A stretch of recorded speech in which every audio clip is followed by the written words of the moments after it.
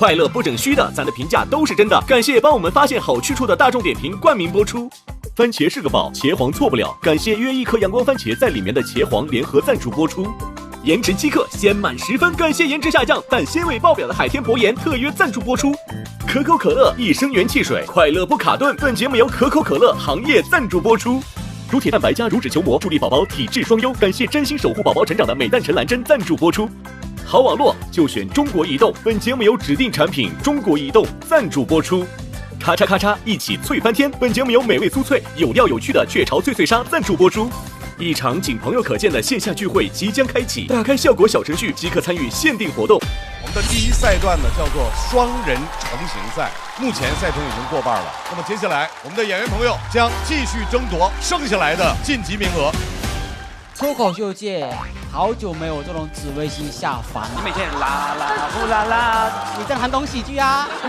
只有那些听不到音乐的人，才会觉得跳舞的人是疯子。我要去上海、巴黎、东京、洛杉矶，猜猜少了哪里？年轻人真的很容易刺痛我们，被自己老秃了。即便你拼尽全力成为人上人，抬头发现上面怎么还有顶级和夯？麻了吧没麻呀？麻了吧没麻呀？麻了吧没麻呀？无话可说，很棒啊！西湖啊，我要去看脱口秀。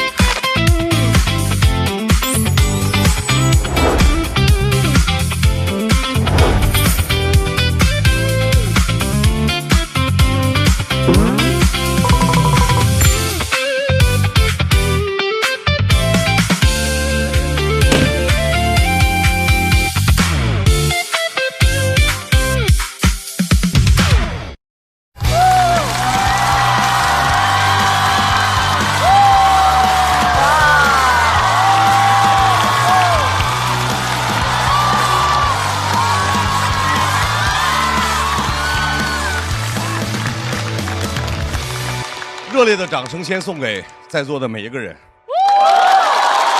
大家好，欢迎来到由大众点评冠名播出的脱口秀和他的朋友们第3季。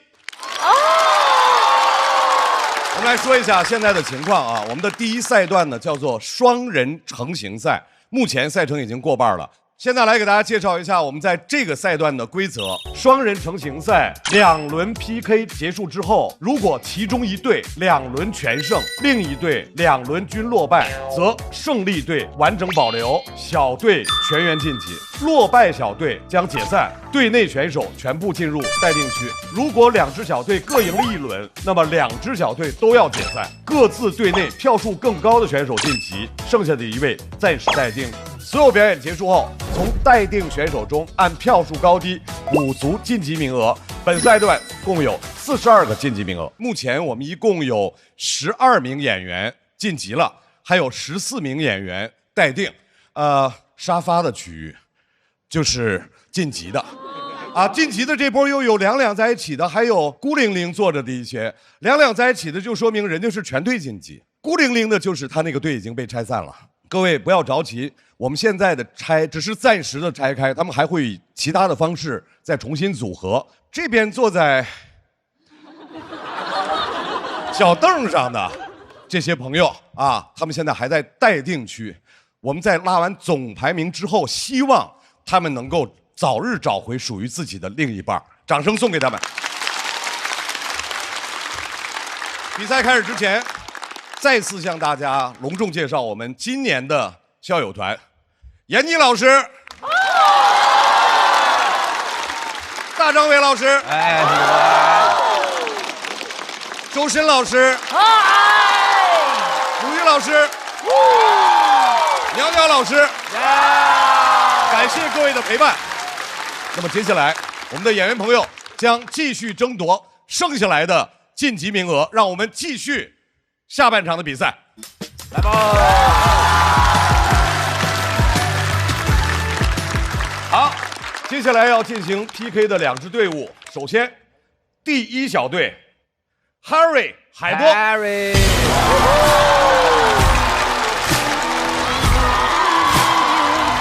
这老外，这老头。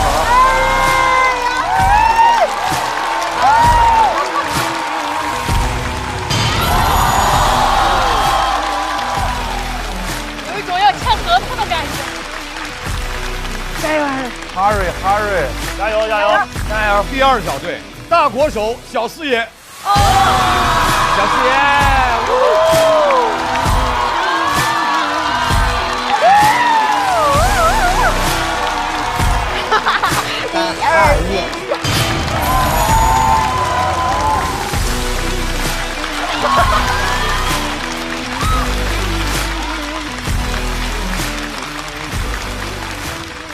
你们两个是怎么组到一起的？看那个简历，我都第一个排除的他。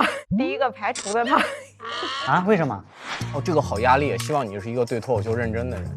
我本来就选择困难，这样咱俩互选。行，他对这个压力比较大。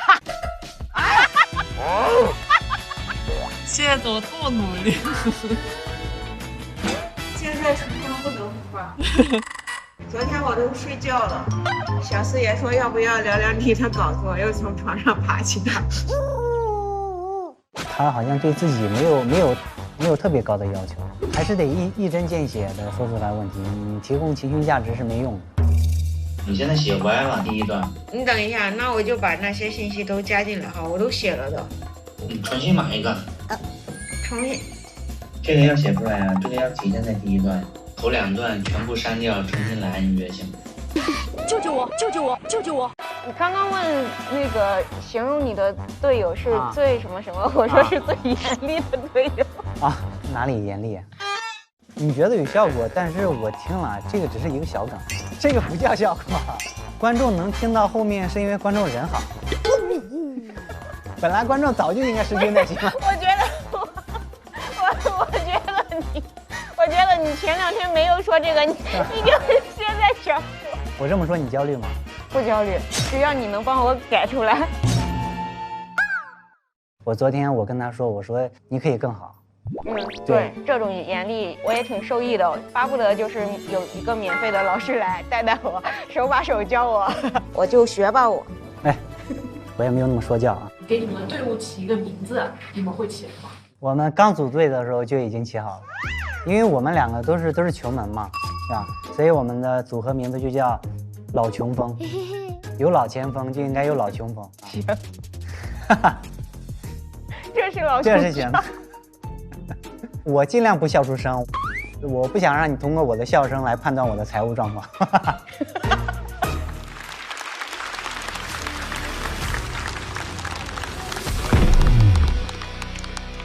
首先要上场的这位也是我们节目的老朋友了，掌声欢迎 Harry。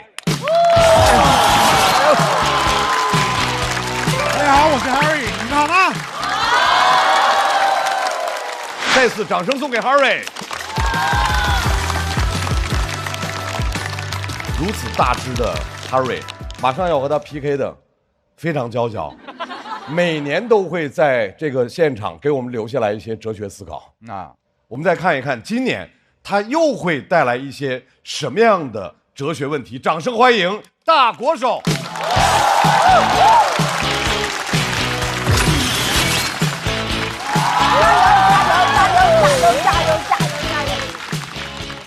Hello， 大家好，我是大国手。我一直很向往武侠小说里那种自由浪漫的生活。前段时间我就去摩旅了，从成都到云南，很喜欢云南，因为它自由浪漫，不收过路费。想象中摩旅很浪漫，实际上有点狼狈，因为我的车是4手的，油表不准。出发前我就去修，师傅说这是这款车的通病，修不好可以买辆新车，就给我介绍了一款最便宜的2万6。我心想，我出来修个油表，就想让我花2万6。我朋友上次出事修自己，才花了1万3。而且车是突然没油才会熄火出事故，我想我多加油不就行了吗？但没想到一上路我就对油量过度焦虑，为了缓解焦虑，我就频繁加油，频繁到什么程度？一路上根本没有风景如画，只有中石油和中石化。就连朋友的鼓励我都当成提醒，他们说大国手加油，我就真的去加油。有次在加油站，我大喊：“师傅，来给我加满。”结果加油枪刚伸进油箱，就跳枪了，感觉摩托车就嘬了一口。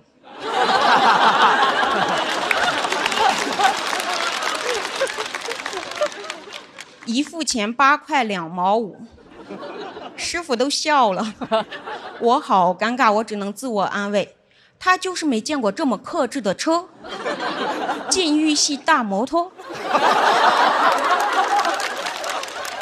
加完油我就比较放松，看青山，看蓝天，看导航，看错了，绕了很远的路，没有一个服务区，我真的好想上厕所。后来我都有点急了，我想如果我站起来骑，车速足够快，风速足够大，是不是旅途的窘迫他就追不上我？是不是到了目的地衣服已经干了？你们知道为什么人一在路上就永远年轻，永远热泪盈眶吗？是给眼睛自由坏了吗？当然不是，是因为身体多出来的水分，它总得有个出口。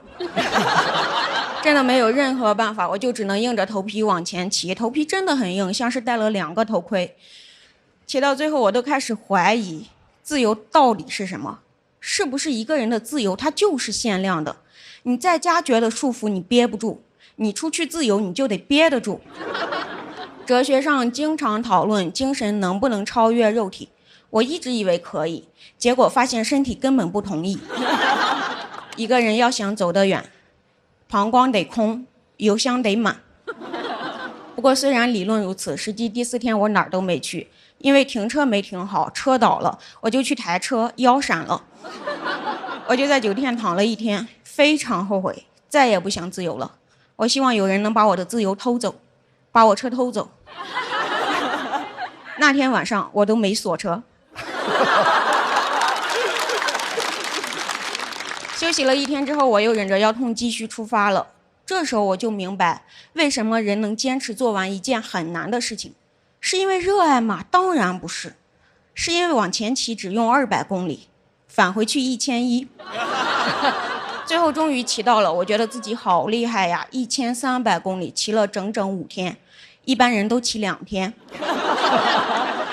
反正我也骑到了嘛，我就很开心的在朋友家玩了10天。回去的路上我就在那儿算这趟旅程一共花了多少钱，一路上加油、吃饭、住宿1500，坐飞机1500。对，我坐飞机回去的。摩托车托运1800。我好心痛啊，但我必须得坐飞机，因为我得尽快回成都。我在成都有医保，我得赶紧回去看看我的腰。一路走来虽然狼狈，但那几天我发朋友圈都是永远年轻，永远奔向自由，下一站。这么发朋友圈是因为我装吗？当然不是，而是虽然我的梦想破灭了，但我要保护别人的梦想，毕竟我也是看了别人的朋友圈才出发的。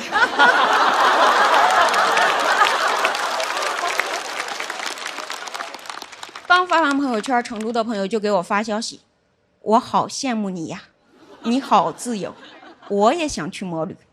我说去，现在就去。什么没有车没关系，现在马上你来云南，骑我的车去摩旅，去成都。我不说你们也知道，他没有帮我骑回去，因为他连自行车都不会骑。摩旅精神就是这么吸引人，我要把摩旅精神传承下去。什么是摩旅精神？就是对自由的向往，听起来很抽象，实际很具体，就是2手车转让。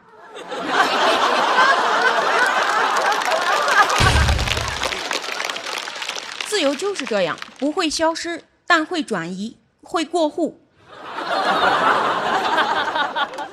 过到我这儿已经过了4次了，也就是我就是自由的第4代传人。以后你们可以喊我自由掌门人，当然也可以喊我自由女神。自由之路虽然充满了坎坷，但我现在能说出口的是只能用语言表达的那一部分，还有很多东西是超越语言的。我希望你们亲自去探索。就像我很喜欢的一句话叫“江湖里面有什么，你不用告诉我，我可以自己去看”。希望你们也自己去看，大胆的去追求属于自己的自由。当然啊，也不是现在，得等我下去，等下一个人上来，你们就走。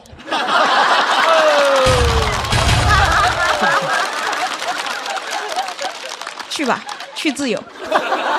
当然一定要记得出发前少喝水。谢谢大家，我是大国手。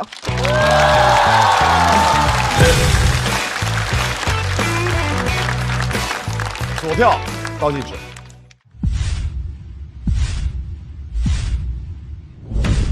再次掌声送给大国手。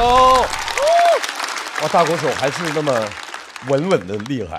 宁儿老师刚才拍的就是说自由原来就是转让，是吧？对，二手车转让。我也一直在想说一句话：自由的尽头是孤独，这是我自己的体验。确实，骑行的路上就很孤独，你会看到很多骑摩托的人都是一个人，但是你看到他们的时候会相互鸣笛示意一下，那个感觉真的就有一种链接感。对，这是你真正骑上了路。我想说，人生的路可能也是这样的。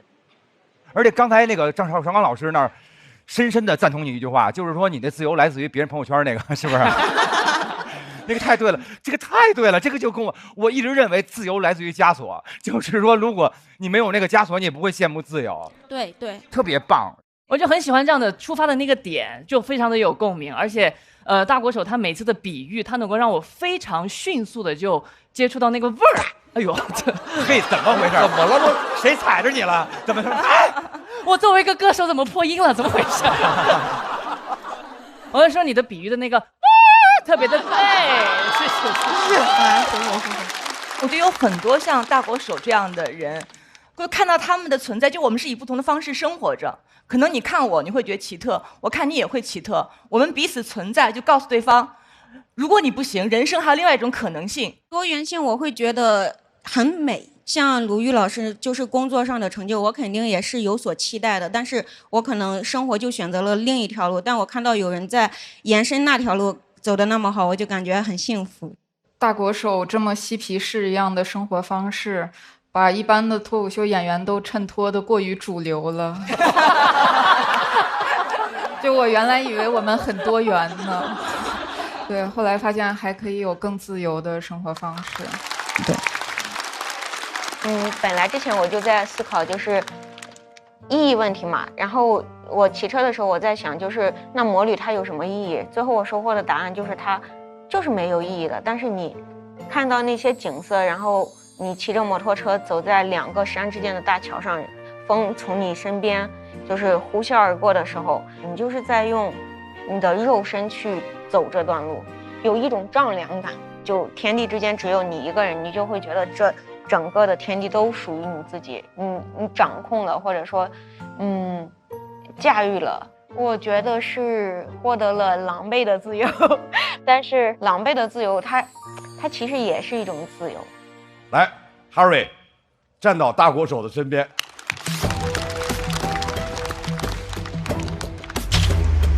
我们来看一下 Harry 和大国手的得分情况是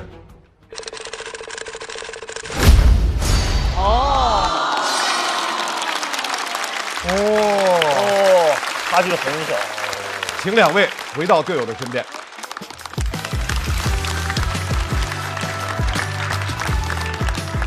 马上要上场的 Harry 的队友，对于我们来说也是一位新朋友，掌声欢迎海波。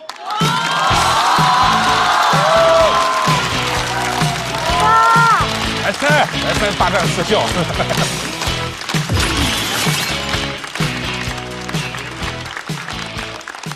哎呀，我是海波，我是2个孩子的爸爸，不是孩子的爷爷。闪开！当爸爸这几年，我最大的感受就是，我现在特别像是家里的厨余垃圾桶。我每天吃的东西都是一些厨余垃圾。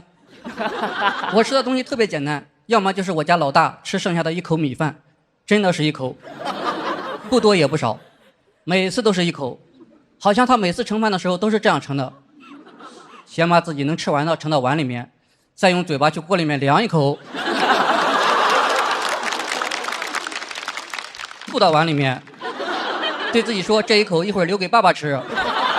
要么就是老二吃剩下的几根面条，我也不知道是几根，被他搅得太碎了。要么就是我老婆，哎，冰箱里有个蛋糕你吃了吧，都过期了。孩子非要买，买了又不吃，我尝了一口，难吃死了。你去吃完吧，我就本能的吃完了。说实话，那个蛋糕不难吃，我吃过难吃的蛋糕，不是他买的蛋糕，是他跟小某书上学着做的蛋糕。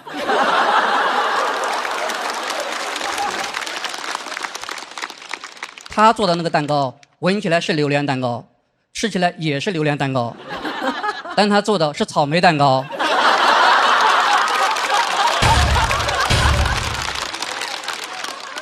陪孩子出去吃饭，我从来都不点吃的，但是每次我都能吃饱。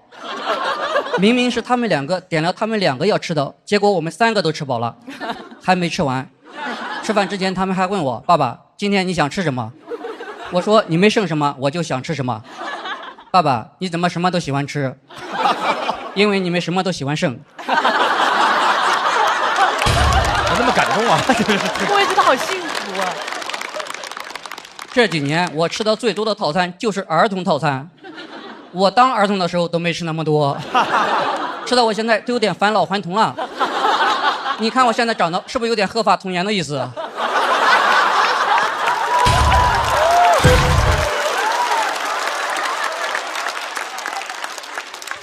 我不知道为什么他们吃东西的时候总是有一部分是不吃的，吃生煎的时候他们只吃里面的肉和底部煎黄的皮儿，我吃剩下那些皮儿，还有一些汤汁、肉末、芝麻，我吃了生煎的所有成分，但我就是没吃到生煎。吃披萨的时候他们从来都不吃最外面那一圈，他们2个吃披萨，我跟着他们吃披萨的周长。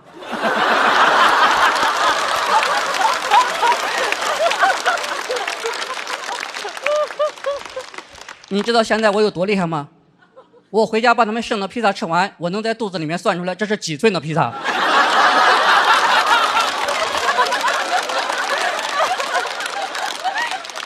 但我吃不出来这到底是哪一种披萨。我还不想浪费那些零食或者饮料，我知道我的父母更不舍得浪费，但我不想让他们吃。他们吃了一辈子苦，我也不让他们吃甜的。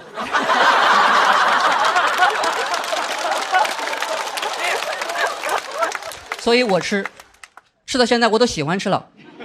我经常在心里想，幸亏他们没吃完，我才能吃得上。有时候我问他们这些剩的你们还吃不吃，他们说吃，我很失望。我不该问他们，我该直接吃。家里那些带果粒的酸奶饮料，他们把酸奶喝了，把果粒留下了。你很难评判那个果粒它脏还是不脏。你说它脏吗？它上面干干净净的，一点酸奶的残留都没有。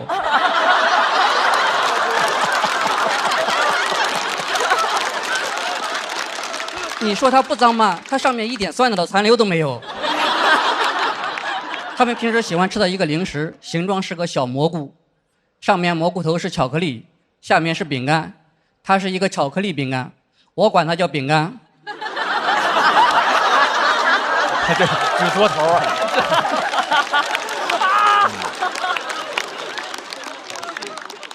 我吃的时候从来都没有巧克力那一部分，他们吃的方法跟吃棒棒糖一样，把巧克力那一端放在嘴里面，不停地舔来舔去，舔来舔去，舔来舔去，直到把巧克力舔得干干净净，把饼干吐出来，完完整整。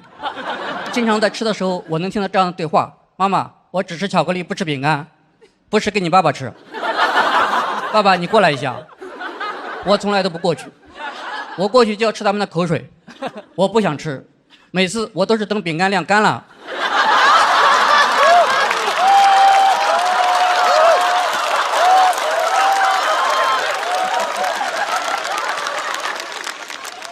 那样吃起来更脆一点。阿甘正传里说，人生就像一盒巧克力，你永远不知道下一颗什么味道。他能吃得上巧克力，他就是没带过孩子。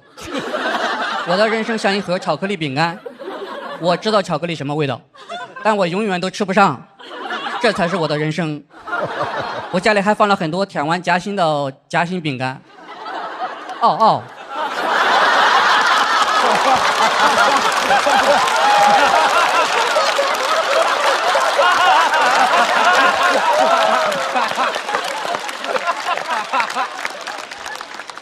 我吃的时候也没有中间那个粒，好在那些喝完酸奶剩的果粒正好有多的粒。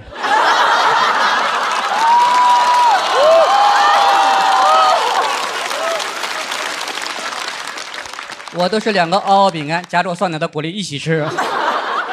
嗷嗷的广告语叫什么？扭一扭，舔一舔，泡一泡。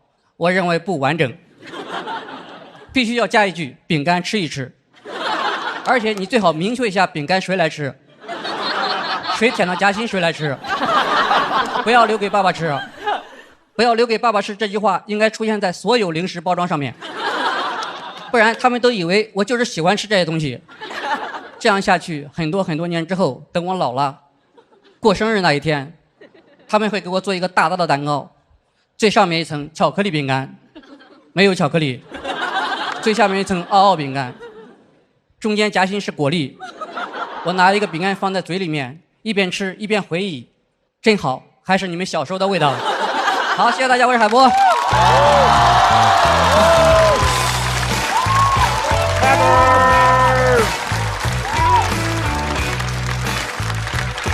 干干净净。对。锁票倒计时。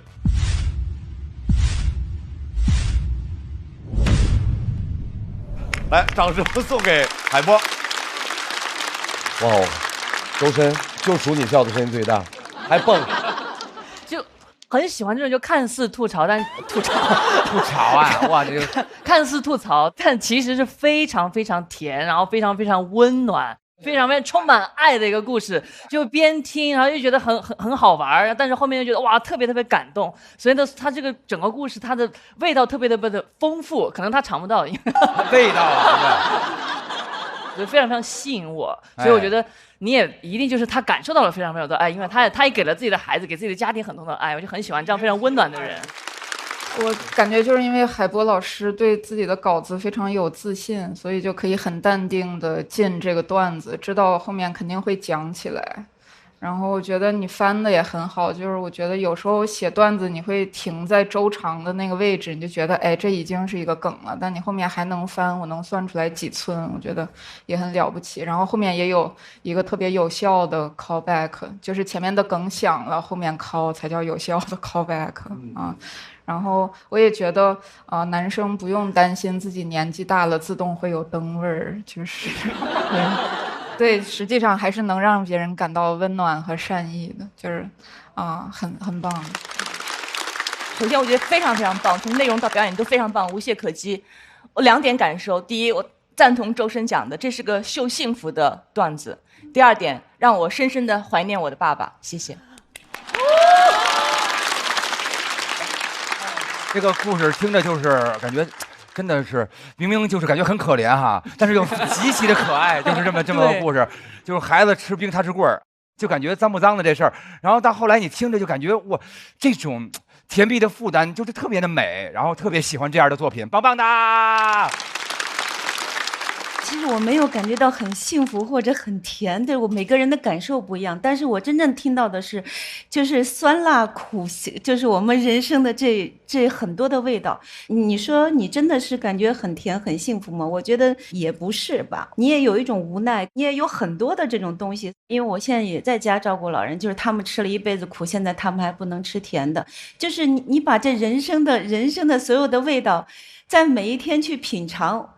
所以这个是让我觉得非常就是我非常觉得很让我就是动容吧，我可以这么说。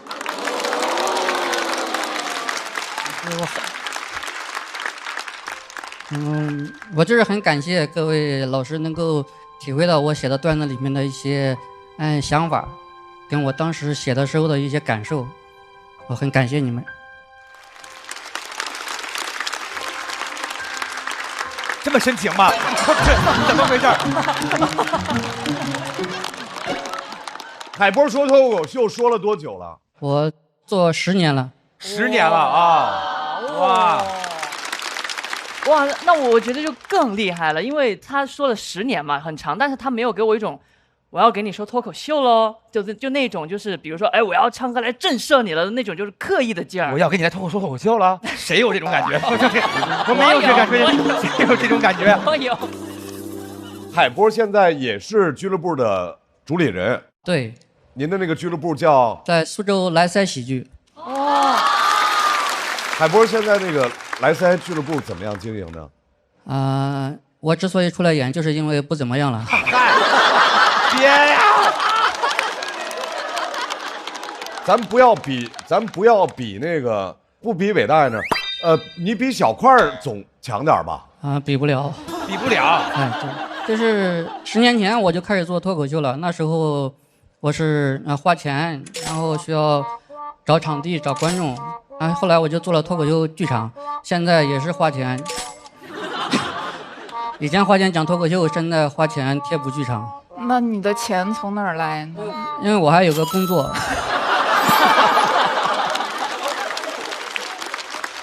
哎，我不得不说，我现在要再次请大家注意一下，坐在那个片区的，对。我们要把热烈的掌声送给他们，他们都是全国各地的俱乐部的脱口秀俱乐部的主理人朋友们，都在坚持的哈。对，海波老师您辛苦了。对，来，我们请海波回到位置稍作休息。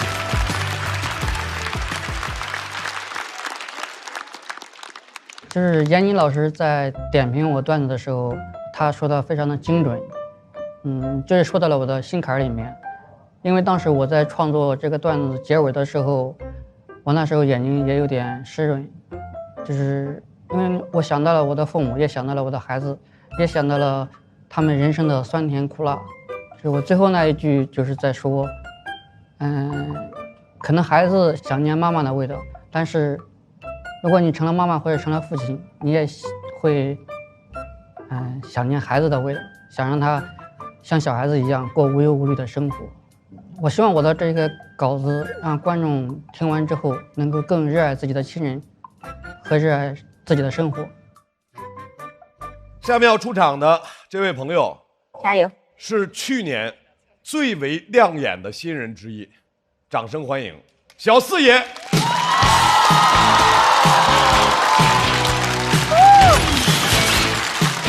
加油，老四！谢谢。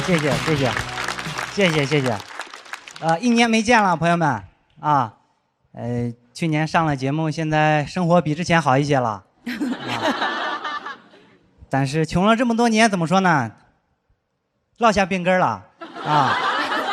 现在在花钱这方面，我感觉还是像以前一样，1分钱都不想多花，所以我对性价比的要求不是一般的高啊。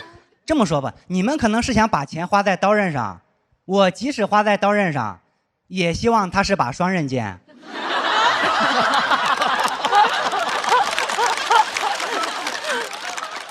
我要是不小心把钱花在刀背上，我就会把刀刃放在脖子上。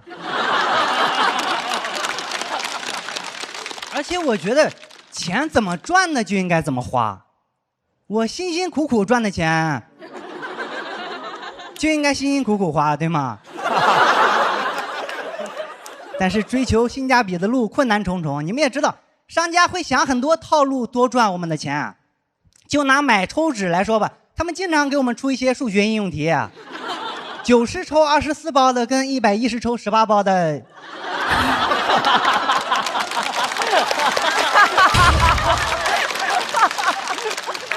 你很难直观判断到底哪个更划算，对吗？你以为用价格除以一共多少抽就行了吗？那你就上当了，因为抽纸的层数还不一样，有些是一抽3层纸厚，有些是4层厚。我以为4层就已经够厚了，没想到还有6层加厚的。6层加厚的感觉不像是擦身上的，像是盖身上的。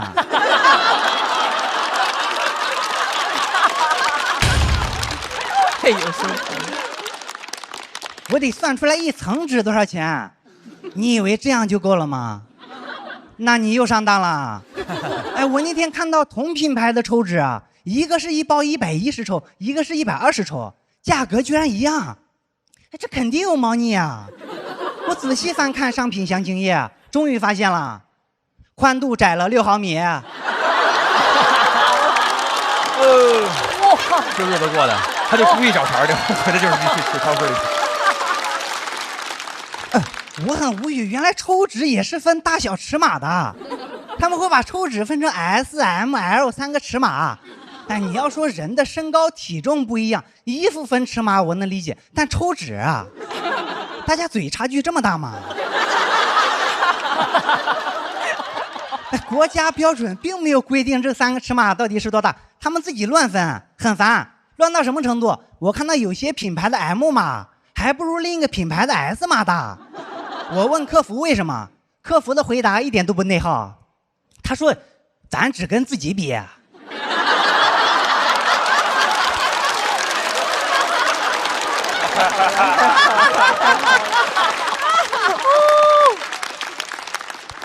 我不能理解一个抽纸为什么要分这么多尺码，真的有人需要吗？抽纸真正有用的不就是中间的部分吗？不管多大，只要别做成甜甜圈的形状，我都能用。他们总是乱出尺码，像我这种节省的人，真正需要的尺码，他们从来都不会推出，对吗？比如半张纸，有些有点的，我们觉得半张纸就够了，对吗？甚至4个拐角就够了。当然我也不是多节省的人啊，我见过最节省的人是我奶奶，她擦油点子用馒头。你们有没有发现，抽纸厚度、宽度、长度每个维度都不一样，把我逼的，最后我要是想算到底哪个更划算，最后我只能像买房一样算每平方毫米抽纸的价格，算出来已经是小数点后8位了啊！每平方毫米我立省0.00000002。哎，不要觉得这点钱没必要，我觉得很有成就感。因为我查了，这些商家费劲巴拉出这么多款迷惑我们，就是为了多赚这点钱。结果被我发现了，他连这点钱都没赚到。这要是之前啊，攻略做到这我就买了，但是我又发现了一个比价软件，它能显示商品的价格走势，还有历史最低价以及什么时候出现的。哎，自从知道历史最低价以后，我就只想以最低的价格买它，因为我已经见过了最好的它。而且知道最低价以后，还有一个好处，就是我跟客服砍价心里也更有底气了，因为我知道它能更便宜啊。我之前买东西嫌贵，跟客服砍价心里都没底啊，我不知道到底能不能便宜啊，我只能把线下砍价的话术照搬到线上。我说你再给我便宜点，我就买了啊。他说不能再便宜了。我说你不给我走了啊。他不理解，发了一个问号。然后我给他发了一张从这个软件切换到拼夕夕的截图。但是现在不一样了，我已经知道最低价了，跟客服说话明显更硬气了啊！有时候等不及了，我也会主动出击。我说你这价格不对呀，你再给我便宜点呗。客服说之前没这么卖过。我说我再给你一次机会，你重新说一遍啊，需不需要让我提醒你4月12号那天晚上发生了什么？他说之前确实有过这个价格，但那天价格已经过去了。我说虽然那天价格过去了，但我是从那天过来的。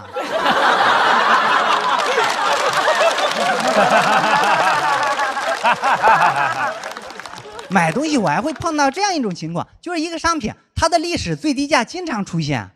经常出现的历史最低价，那能算是历史最低价吗？那不就是日常价吗？这样的历史最低价太糊弄人了，我不会买的，而且买起来毫无难度。我甚至产生了一个大胆的想法，我想创造历史。我去问客服还有没有什么别的优惠，客服回答的很干脆，说没有。我说我想创造历史啊，现在有个机会摆在你面前啊，你愿不愿意跟我一起在历史上留下一笔啊？他说什么一笔啊？我说穷的一笔。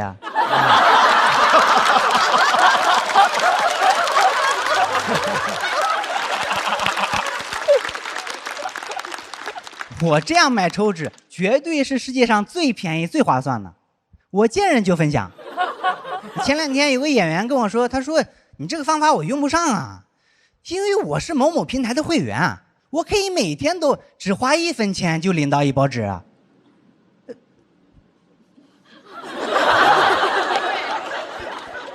你怎么不早告诉我？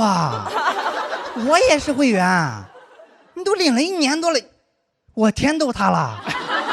我赶紧去找平台客服，我说之前没领是因为我觉得一包一包领太麻烦了。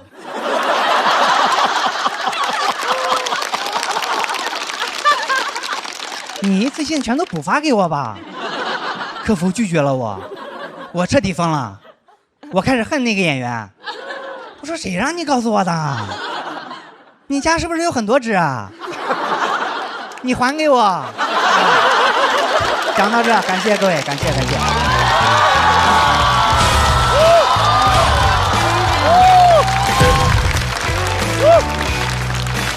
来，抓紧最后的投票时间，给小四爷投票。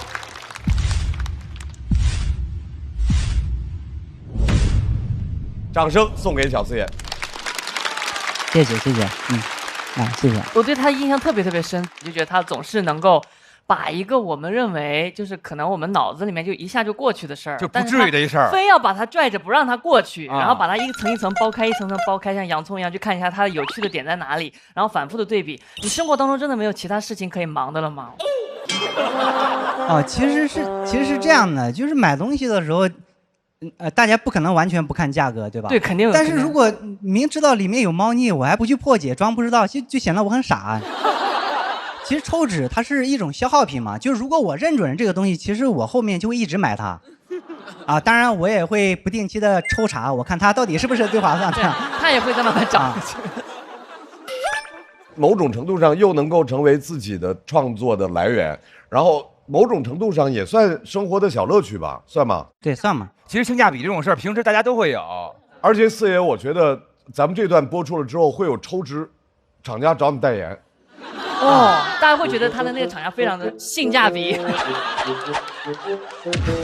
各位现场的朋友，觉得我说的有道理吗？如果咱们这样啊，我现在跟那个抽纸的厂家说一下啊，如果找四爷做代言是这样，麻烦你们真的把价格打到最低，为了小四爷自己的名声。四爷严选，宁老师，我就觉得你的名字叫四爷，就是你四爷，就感觉你这个人就是像个韩人一样。阔少对，小阔少啊。虽然可能名字是四爷，但是我也愿意做一些与民同乐的事。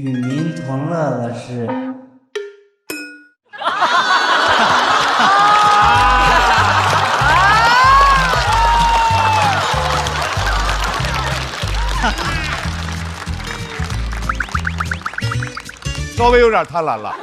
没有，其实是开玩笑，因为前几天也接触了几个客户，但是他们对比几个脱口秀演员之后，觉得我性价比不高。性价比，人家当然也会用你算抽纸的方式来算呀。这生活变好了呀，生活这1年感觉怎么样啊？生活确实是变好了，比如说这个外形上面确实是比之前胖了一些啊。当然我也不是，每个方面我都精打细算。其实我也是有一些爱好的，比如说，你们可能不知道，其实我是一个数码爱好者啊。对，所以赚到钱之后，我也买了好几个那个充电头。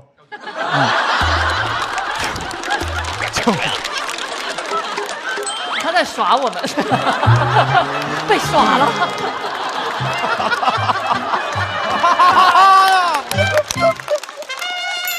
来，鲁豫，我觉得最难的一点就是他怎么样继续琼门赛道，这是我之前有一个担心。他进得非常好，他用了几个字就完全的完成了这个转变。他说落下病根了，我觉得这是非常非常巧妙的一个进入的一个方法，我特别喜欢。谢谢。然后中间有一个我特别喜欢的点，我看了一下鸟鸟，他说我就去看了一下那个抽纸的说明页，这就几个字，我一下笑喷了。然后他今年的口音有一些变化，比去年口音我觉得轻了一些，我觉得这也是一个特别好的一个变化，我个人很喜欢。谢谢。然后最后我就觉得你的结束太突然了，我还准备再有几番呢，然后它一下就结束，我不知道是因为可能这个时长你做了一个重新调整，还是这一段确实有点长，大概8、9分钟。如果后面我再讲一些我的想法，那可能就有点太长了。我是注意到，就你前面讲抽脂那个地方有2番，大家现场是稍微沉了一点点的。对。如果你把那个地方的时长把它空出来，放到最后的话，会不会有用？你觉得？行，那我明天再上开放麦试试啊。可以。下回等于说下回还讲这个，再来一遍。来，袅袅。哦，我就是觉得小四爷这个较真儿的这个喜剧人格建立了以后，就是他对于这种事儿的分析就都很合理，就是永远不用担心没有素材了，就是从水泥地上也能抠出一篇稿子来。哇，谢谢。而且今天完成的相当出色，掌声送给小四爷。谢谢。就是我会综合价格还有品质，还有一些评价什么，我会做出一个最优解。对，有时候还是挺抠的。因为我们镇没有通高铁，也没有公交车站，我爸开3蹦子来隔壁镇接我。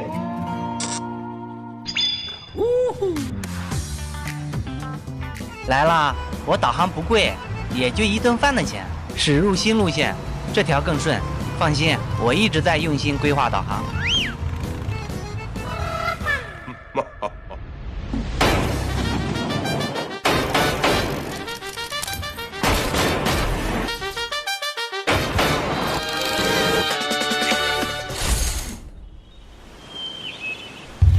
阿房宫赋，唐·杜牧。5步1楼，10步1阁。Hello， 啊，稍微参观一下我家啊。廊腰漫回，檐牙高啄，长桥卧波，蔚云合龙，各报地势，勾心斗角。在不上学的年纪住上了学区房。一机一容，静态极言，慢立远视，而忘性焉。盘盘焉，圈圈焉，蜂房水窝，处不知其几千万落。这个就是我得知噩耗以后1分钱领的纸，虽然说有点小，但是也是大品牌，然后每天领1包也根本用不完。这个就是现在生活好了以后也会追求一些生活品质，我也买了一些高端的抽纸。我用的时候发现它太大太厚了，我一般都用来商务接待啊。今天你们来了，我可以请你们用啊，没事你用，可以奢侈一把。如果你很有自信，觉得自己是高性价比的商家，你可以找我代言，我会为你们发声。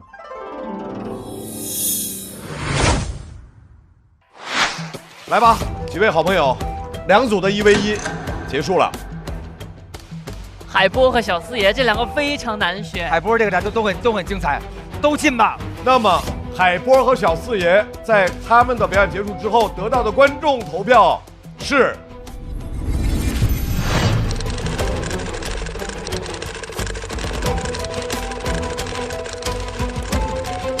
我觉得应该是海波吧，我觉得是海波。啊，真的吗？我觉得小四爷能赢。海波这个，我觉得我应该很高。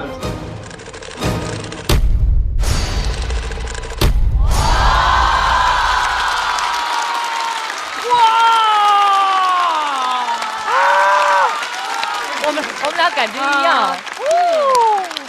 哇！爸爸赢了，爸爸赢了！哇哦！海波198，小四爷183。但是我们要被开放了。所以坏消息是，你们的组合要拆了；好消息是，2组各自有1人要晋级。那么晋级的2位是海波和小四爷。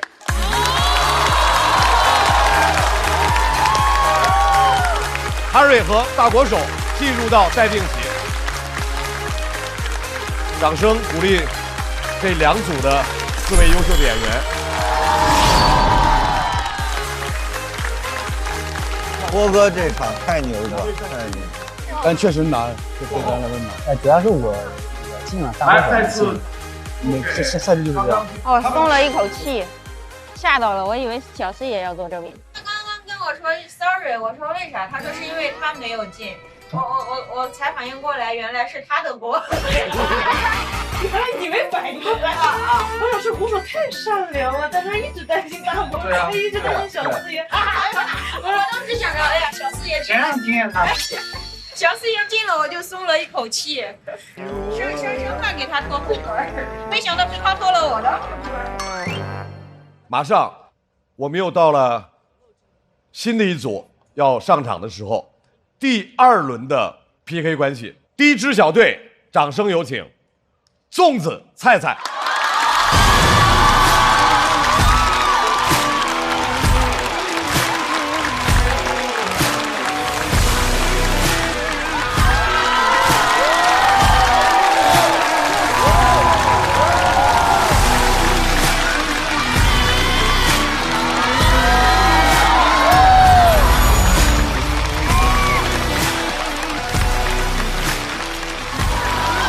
好像啊！加油加油，我的姐妹！第2支战队，让我们有请岛主 TV。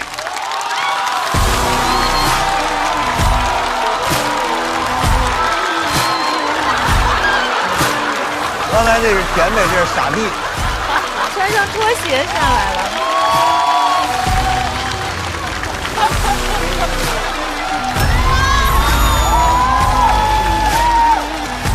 暴力手诀，哇！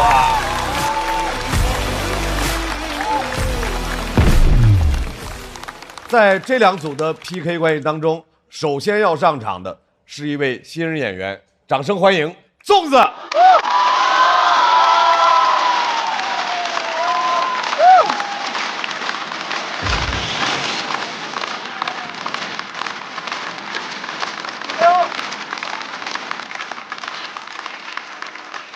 大家好，我是粽子。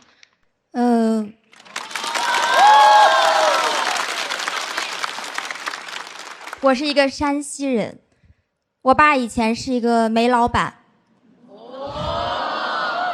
现在是一个山西人。1997年，山西全省煤矿数量高达1万余座，我爸春风得意。赚到钱之后，就开始给家里换东西，换车，换房，换老婆。我爸觉得在外面应酬，找个年轻漂亮的，有面子。山西人就是这样，好面。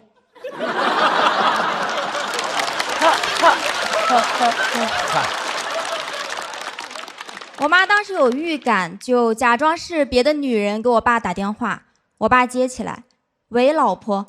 我妈说：“算你有良心，还能听出我的声音。”我爸说：“哦，是你啊。”当时爸妈很忙，就把我放到我姑姑的单位里，是一个歌厅。大家不要误会，我们家歌厅是正规的。在那儿长大，严重影响了我的身高，因为长个子需要晒太阳，但我长大的地方有点见不得光。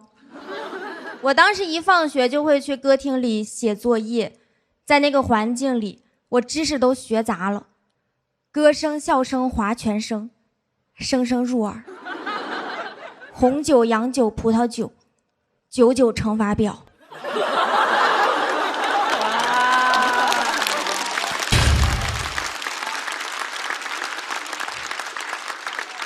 第2天老师抽查古诗，他说生当作人杰，我说死了都要爱，非常尴尬。但最尴尬的是碰到熟人。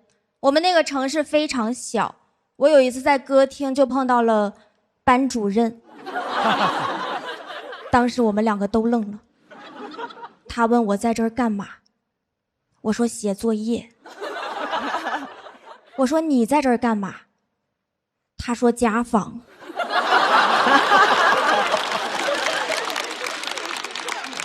那是我见过最敬业的老师，家访了一整晚，走的时候嗓子都哑了。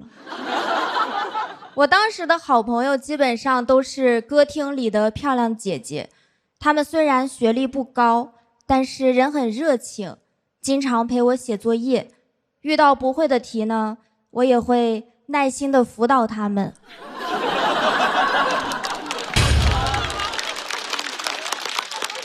我要是写完作业，他们还会教我玩游戏，我学的也很快。第二天上课，老师问6乘以6等于几，我说开了。老师很生气，把我叫到办公室，要检查我作业。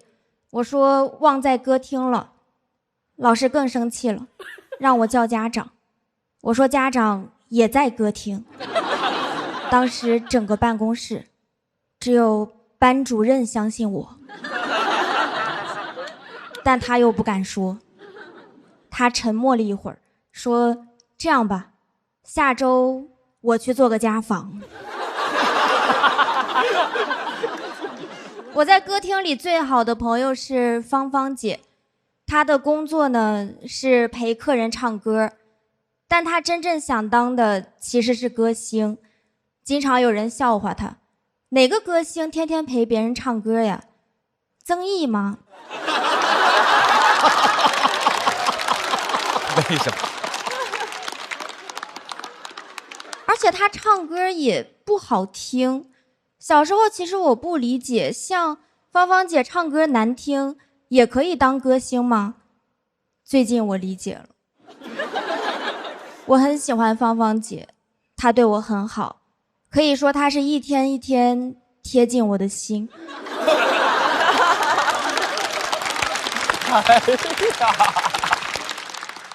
我甚至想成为芳芳姐。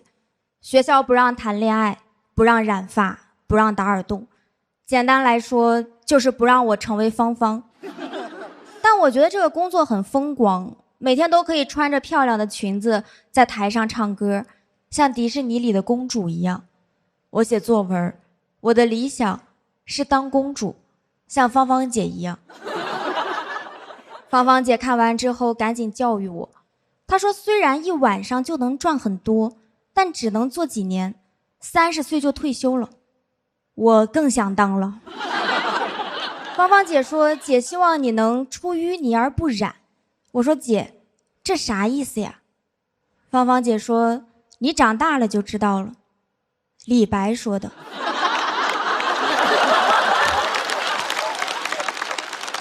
很多年之后我才知道，芳芳姐是没有退休金的，而且这个工作呢也不风光，歌厅是娱乐场所，也不是娱乐圈儿。听了芳芳的话，我就继续看书，但看着看着也会怀疑读书的意义。歌厅的装修非常浮夸，金碧辉煌，在秃头叔叔的反射下更加闪亮。包厢里每天有多少叔叔，就有多少灯球。老师说书中自有黄金屋，我一抬头发现自己就在黄金屋，黄金屋里全是书。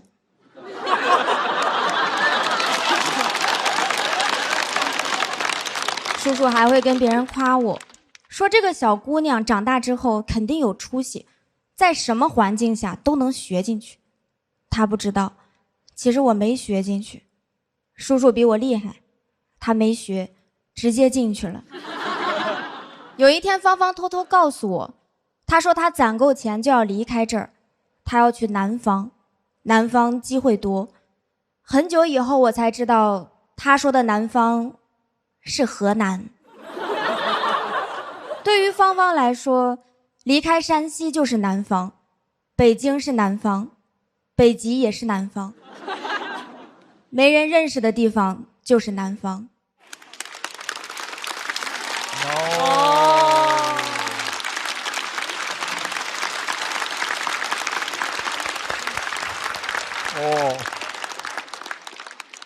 后来我又碰到过芳芳一次，她老了，沧桑了很多，芳芳变得圆圆的。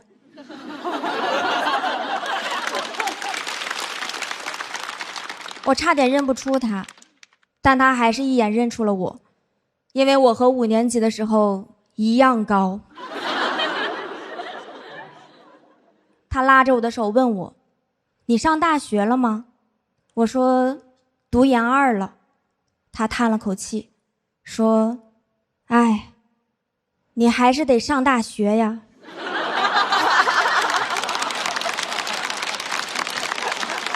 哎，我说：“姐，你还记得出淤泥而不染吗？”他说：“记得呀，这不是李白说的吗？”我说：“不是，芳芳说的。”哇，都放开了！谢谢大家，谢谢。来，投出你手中宝贵的一票。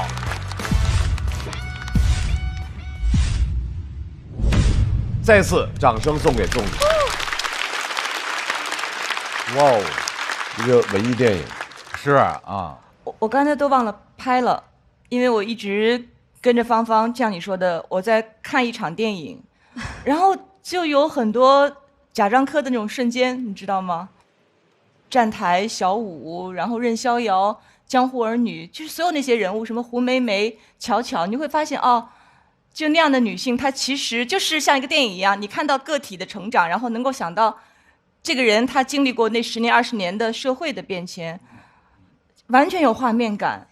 我觉得就是因为确实这种题材，像我们听的时候就开始有点不太敢笑哈，这种感觉。再琢磨，再看看。对，但是其实又非常有力量，就是感觉你无论生活在一个什么样的一个生活环境里头，最终怎么活自个儿选，就是这种感觉啊。所以我觉得这一点就值得我拍这个灯，非常棒。谢谢谢谢。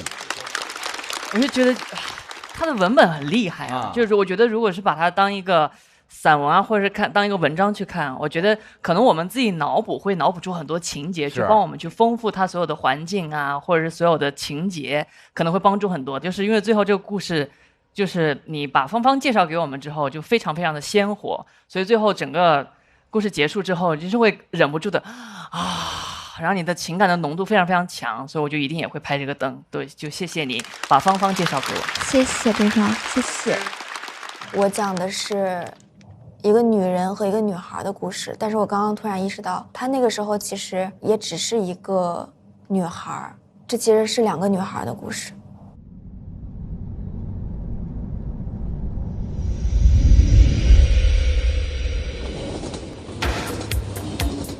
我和芳芳生长的地方在山西晋城，它就是一个挺朴实、挺厚重、挺黄土的那个感觉。这个是山西的颜色。小时候就很期待回到这儿，因为有山有水的很好看。用漂亮来形容老家，好像都会感觉有一点太浅了，就感觉这好像是一个很厚重的地方，是一个发生过很多故事的地方。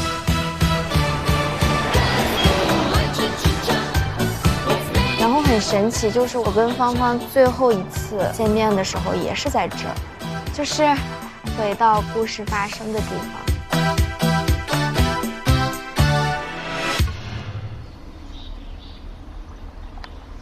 这就是最后一次遇到芳芳的那个地方，因为太久没见了，然后不知道该怎么表达情绪，然后就没忍住就哭了，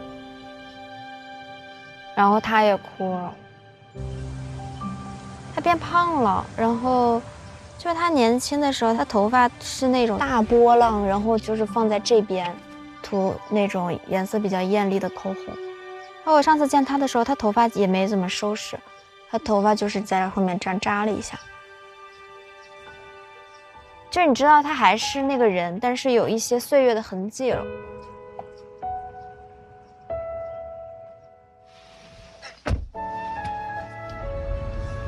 当时我写的时候，那个方向其实是我后面再也没有碰到过他，好像才合理一些。但是我确实就是碰到他了，就是很像电影里的情节，就是好像是某个人设计好的桥段，但是生活就是这样，就是挺奇妙的感觉。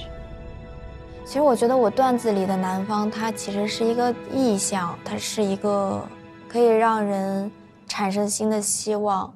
新的向往的地方。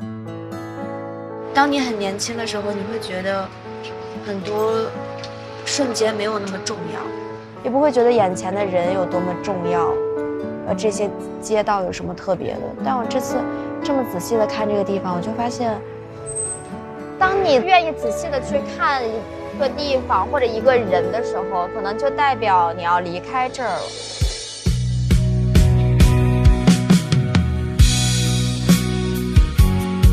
我们会在这个地方长大，被养育，留下故事，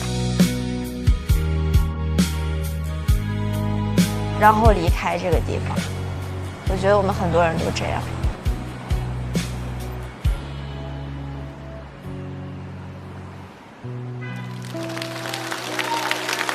粽子的表演非常独特，其次文本，故事性非常强，代入感非常强。虽然我手里没有灯，我是一个不配拥有灯的人，但是我非常喜欢。哦，谢谢小老师，掌声送给粽子，谢谢，谢谢。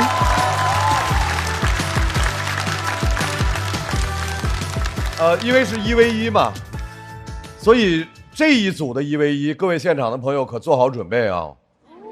哇哦，迥异到了让我都不知道如何介绍下一位朋友。哦，首先今年我是第一次见到他，其次他弄得和我贼熟。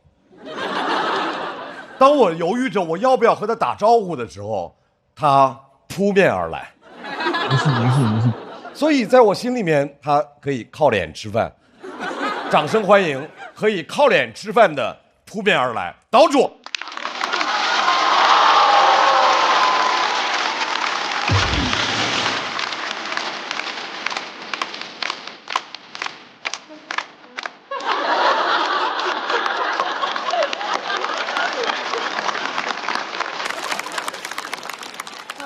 脱口秀就这么简单。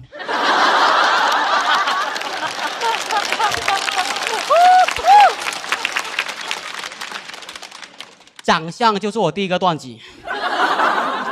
谢谢你们，看得出来你们很懂喜剧。我们直接开始吧。开始啦！大家好，我是岛主，我是个有广西口音的海南人。哦，我是热带长相，很多人觉得我长得丑。没来说脱口秀之前，我从来没有意识到长得丑，因为在我们村，大家都长得差不多。有时候搞发型，照镜子呢，哎呦，我还觉得小帅的嘞。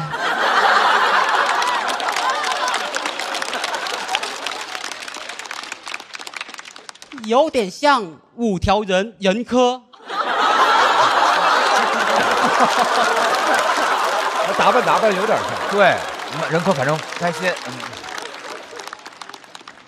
我这个长相在海南讲脱口秀没人笑的，因为我在海南就是个平平无奇的海南人。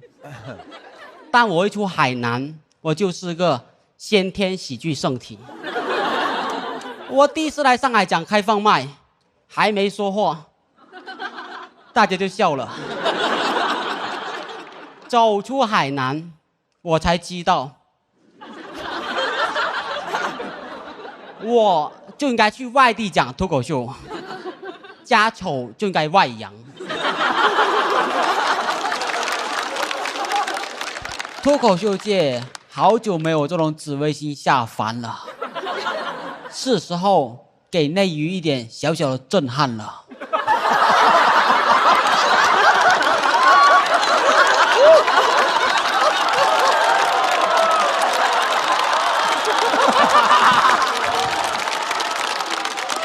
有人说岛主是智胜哥哥和广智哥哥合体，我说原来广岛之恋的岛是我呀。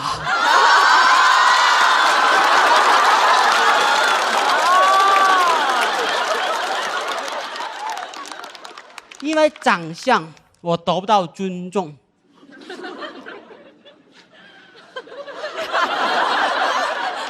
有观众发 rap， 观众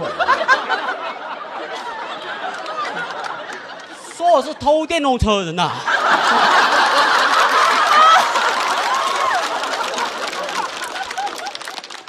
我没有偷过电动车，但我的长相很难让人相信我合法拥有一辆电动车。我说我没有偷过电动车，他们说你偷是电瓶。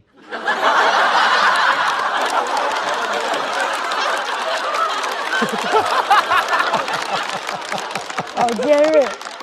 我甚至演过普法短剧《电瓶仔的结局》，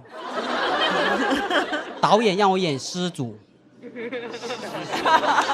失主哦，失主，这也需要翻译吗？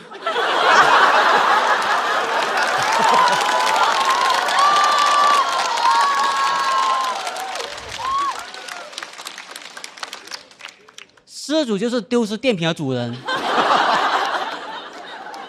没戏没戏，节目播出会有字幕的。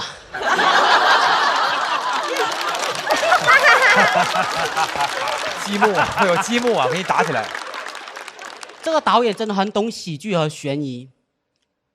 观众看完我的短剧之后，都觉得是我偷了自己的电动车。我这长相真的经常得不到尊重。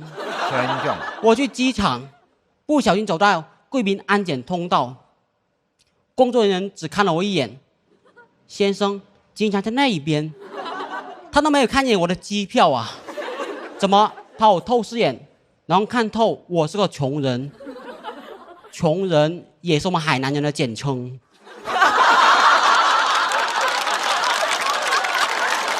哦，穷啊穷。因为长相和口音，没把我当海南人。经常有人见到我以后，你好像广西的，我说我越南的。出门在外，身份自己给。我想当哪个国家人就当哪个国家人，但我的长相只能局限东南亚国家。我去东南亚旅游，他们都让我走本地人通道。我说我是个海南人，很多人感觉我家里有熟完的椰子。谢谢你帮我翻译。他说蝎子呀，椰子，椰子。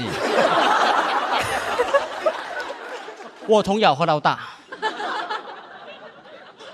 椰子，椰子。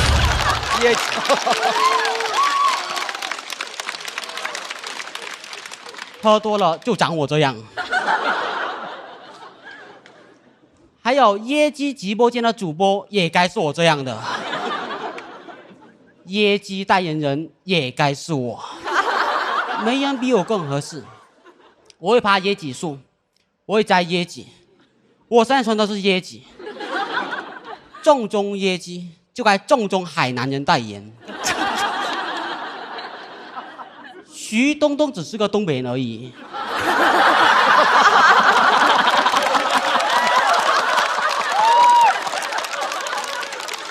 东北人不止抢走我们海南三亚。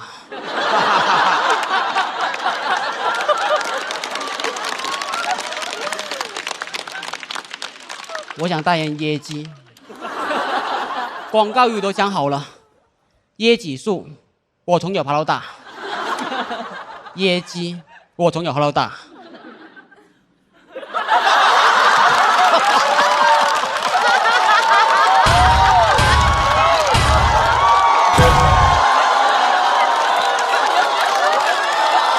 他一上来就摆这个就武装了。来了。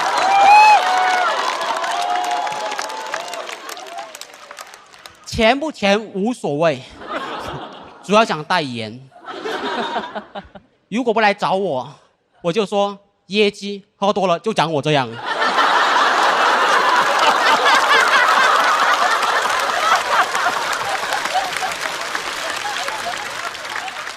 我身上穿的衣服叫做海南岛服。我每天都穿，他们都以为这是我的皮肤，他们还担心我呢。岛主，你这衣服只能是夏天限定，你冬天在上海穿什么呀？我的冬天谁要住你们上海啊？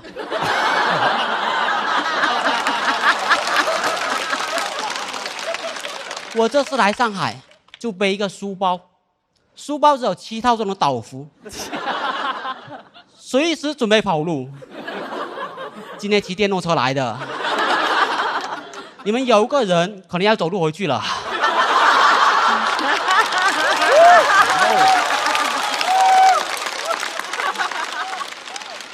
丢丢丢丢，谢谢你们，我是岛主。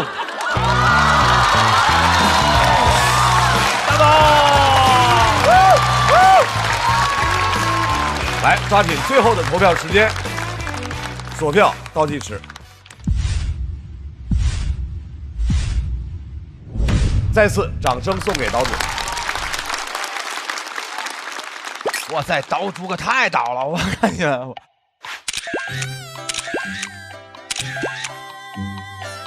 哎呦，我还觉得小帅的嘞。岛味儿这么足啊！哇，就是这个岛主也是因为就是老穿岛服，这整个岛这个来的吗？就是这个名字起的。对对，是的，是的。哇，其实海南岛服在海南本地人不穿的。岛主这个名字本身也是，我用什么语言来跟人沟通啊？你正寒冬喜剧啊！哇塞，岛和岛非常岛，哇，这岛德经，哇，这了不起！哎呦，你真的是带了7套来的？对，带了7套，主要是便宜嘛，这套25块钱。啊，就是多买了便宜。对对对。啊，我们这个节目《脱口秀和他的朋友》到了第3季，所有的脱口秀演员们心都野了。啊，小四爷是想要代言抽脂，这上来之后就直接要代言椰汁，而且恐吓别人，说不喝就长我这样。哎，地图也可以的。语音包，语音包。那每一个语音包最开始都会去洗衣城，他就说那我们开洗吧，我们直接开洗吧。一开始就是开洗吧，对吧？一上来，那我们一起开洗吧，在家里就可以洗啊。岛主今年你是哪年生人？我是96年的。啊，96年，看不出来吧？他们都说我像69年的。我看你像每一年的，哇，太棒了，太有意思了。没戏，而且他还说他那个话太逗了，他就是特别神奇，就是感觉你们如果听不懂我的话，我的话会有积木，就是那个要搭这个积木要看那个，哇，太逗了。哎，刚才你说那个椰鸡的时候啊，椰鸡，我们都不知道这2个字是哪个字念错了，对不对？它其实是俩词儿，一个词儿是椰子，一个词儿是椰汁，它是这俩词儿不停的倒。椰子是椰己，对吧？是啊，你真的很懂喜剧啊，周深哥哥。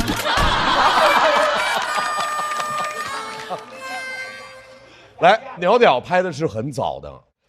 因为我感觉岛主其实很擅长构建自我形象，比如他今天的服装肯定是你自己选的，对吧？我是整季全人里唯一不用化妆也穿自己喜欢的衣服的演员。那你本身试过别的什么西服或者什么类似别的样的衣服吗？西服什么？西服啊，就是说我这说的是说我很舒服，我很西服啊，然后每天都开洗很舒服啊。那西服啊，我要去看脱口秀。岛主有没有试过像西服这样的造型？可以代言。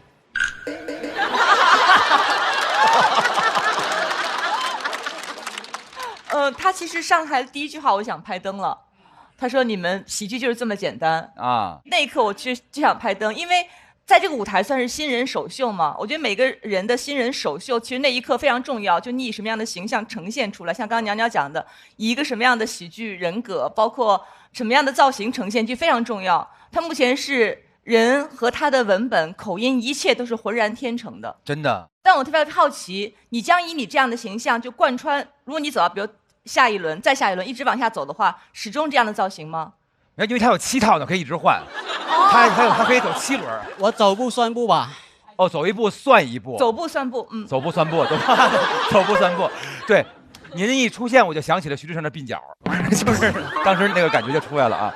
我最喜欢他的是，是说徐冬冬是东北人，然后下一句话是东北人已经夺走了我们的三亚，太好笑了。妮儿姐，我觉得有一点我是感受到了，其实就是他在他的讲述过程中越讲越开心，我能看到他的开心。开始一直在说他长得什么样，但是他讲着讲着，我就觉得他很可爱了。呦喂，还绅士了一下啊！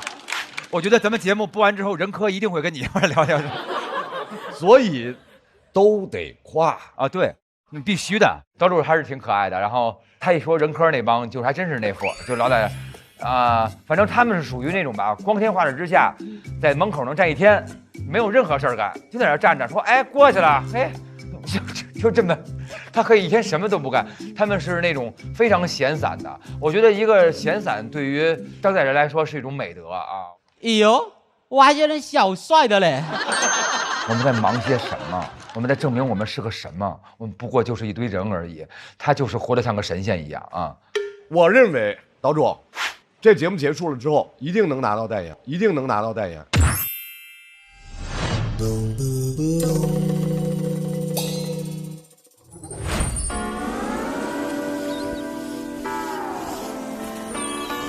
夏天是岛主的季节。海南岛主，纯天然无添加，来自海南，感受夏天的阳光滋味。我是岛主，我为夏天代言。椰树，我从小喝到大。椰子，我从小喝到大。拖鞋，我1块钱一双。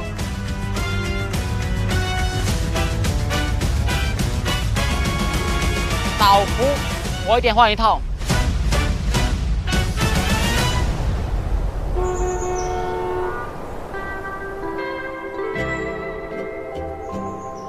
有时候生活很热，有时候生活很吵，有时候椰子树上的你下不来，有时候电驴没电了还在半路。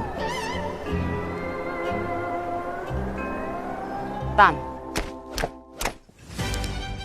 不管遇到什么事，也不要忘记现在是夏天。海南没有冬天，岛主过夏天。喂，冬天吗？这里没你戏啦。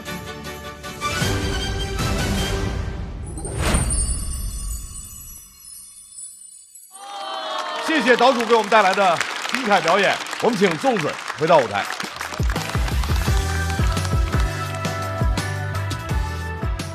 好，来，教团的票数没有差别，在现场的观众投票结束之后，粽子和岛主分别得到的票数是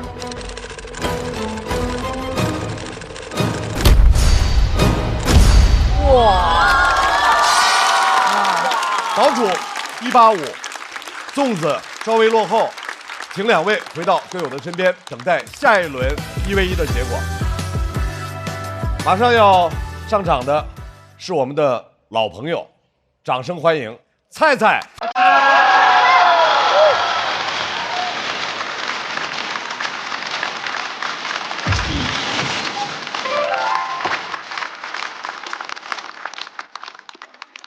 大家好，我是菜菜啊。要和菜菜1v1的这位朋友，他的伙伴岛主一直握着他的手。2个人在深情的取暖和彼此鼓励。为什么？因为又是一位舞台上的新人嘛，可能会紧张一些。一位新朋友，掌声欢迎 TZ。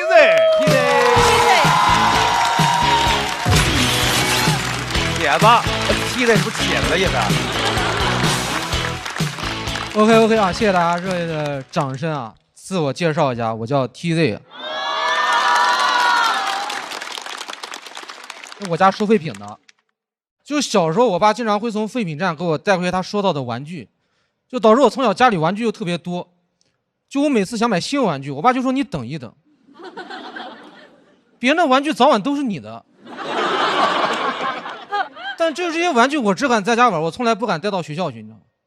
因为我怕我同学看到，越看越眼熟。基本上衣服也都是收来的，有些衣服真的非常劣质啊。但是上面的 logo 非常大胆，都是什么 LV、爱马仕、范思哲，我家人都不懂，给我穿到学校去。偏偏我有个同学，他家里特别有钱，而且他知道我家是收废品的，他专门过来问我，啊，你怎么穿这个呀？这是那个范思哲的。我说穿我身上就是我的。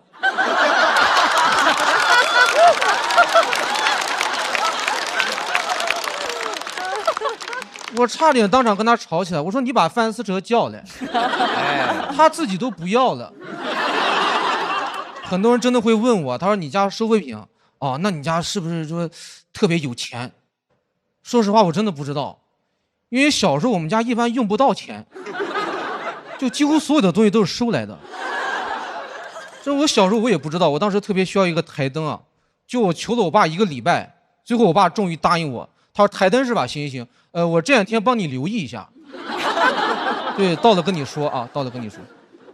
我当时就反应过来，原来我们家那些电视机、电冰箱都是我爸辛辛苦苦从外边给我留意回来的。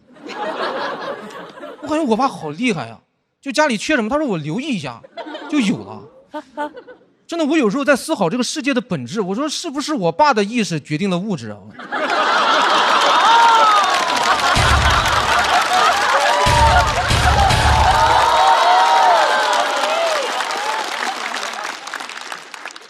我跟你说啊，就以后谁要敢做空黄金，我说你等着，我让我爸留意一下。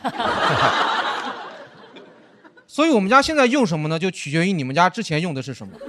啊，我们家现在过的就是你们家10几年前过的生活。我最近就听到很多人在说特别怀念以前经济上行时期的红利。我说我们家现在正在吃。对，你们要是来我们家，我就送你我们家现在最流行的玩具福娃欢欢。还在更新中。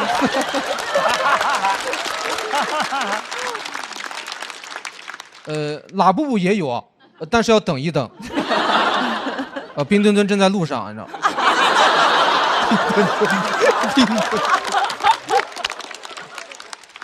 小时候我爸一直跟我说嘛，说虽然咱们家收废品，但是咱们家就堂堂正正的。所以当时班里面发那个家庭信息登记表，就父亲的职业那栏，我直接填收废品。因为我真的不觉得丢人，没想到我爸看完他觉得丢人。他说你干嘛这么老实啊？咱们家做废品生意的，你直接填老板。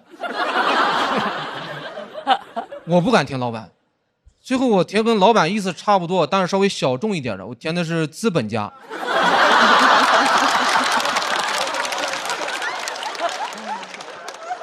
填的时候我也不是很确定啊，我要专门找当时高年级的学长借政治书。找资本家的定义，看到第一行我就放心了，因为书上说的特别清楚，他说资本家浑身上下都是肮脏的。我当时听感觉对上了，而且我从小就穿别人穿剩的衣服，玩别人玩剩的玩具，这就是资本家最喜欢的剩余价值，你知道吗？然后最后呢，我们老师把我们叫到办公室去，说你这种情况，你应该要填个体。就我们班总共也就3个个体吧，但我们互相都认识，而且我们特别团结，因为如果我们在一起啊，我们就是一个联盟，3体。跟你说，就如果有人来问我们说你们家是做什么的，我们的宗旨都非常统一，就是不要回答，不要回答，不要回答。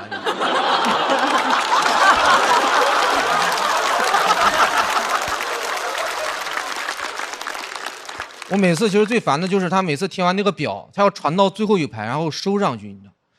我不想暴露我3体人的身份，尤其我当时后边坐那个女生，我特别喜欢她。她一直催我，她说你那个填好没？填好赶紧传过来。最后我实在没办法，我说了我爸最常说的一句话，我说那个一会儿我来收啊，一会儿我来收。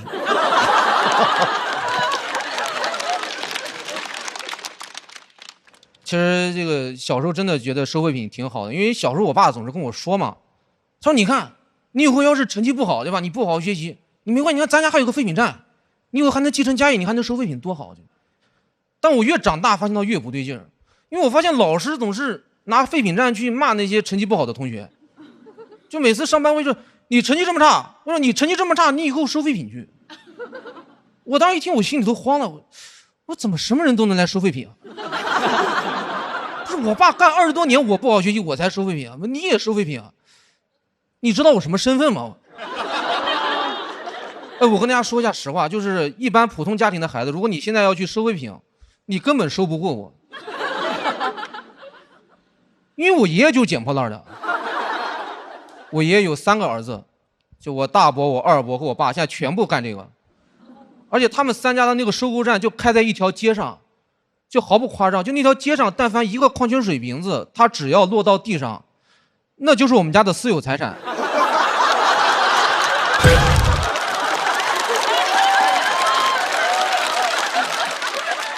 这个瓶子他姓T。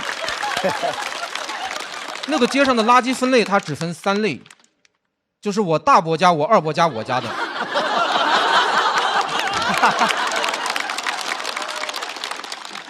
而且我爸从小就会带我出入一些你们接触不到的圈子，带我结交一些人脉，对，带我认识一些保洁的孩子、保安的孩子。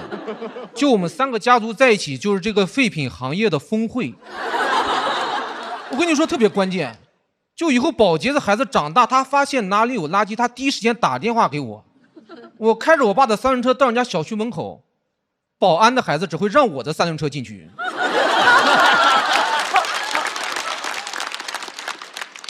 就是因为这些父辈搭建起来的友谊，导致我们以后的孩子还能继续团结在一起，形成一个利益集团。对，可以说是铁板一块。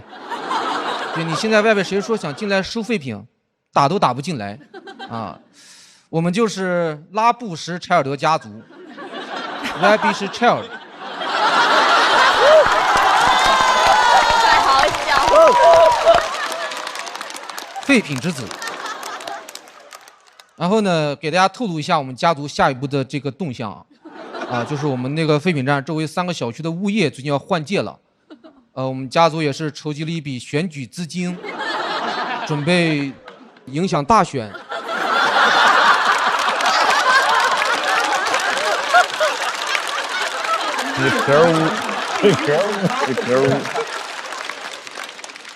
推举3个符合我们家族利益的物业经理上台。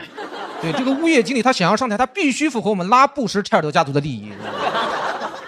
上次有个观众听完，他特别生气，他说：“你们以后要这样干的话，以后我们要抵制收废品的孩子继续收废品，没有用。哦，因为以后都是我去干保洁，保洁的孩子干保安，保安的孩子收废品。就因为我们资本的勾结都是非常肮脏的。”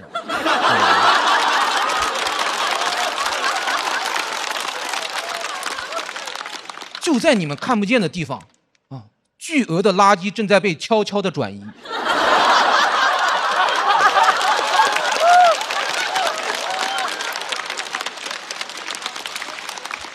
所以你们以后不要再说不好好学习就要去收废品了啊！你们还是好好学习吧，因为你们呢没有选择。啊，这个我爸从40年前从地上捡起来第1个瓶子，就把我这辈子的活都干完了。好，谢谢大家，我是 TZ。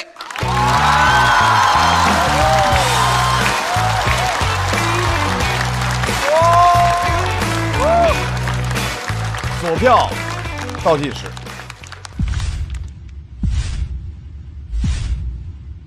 再次掌声送给 TZ。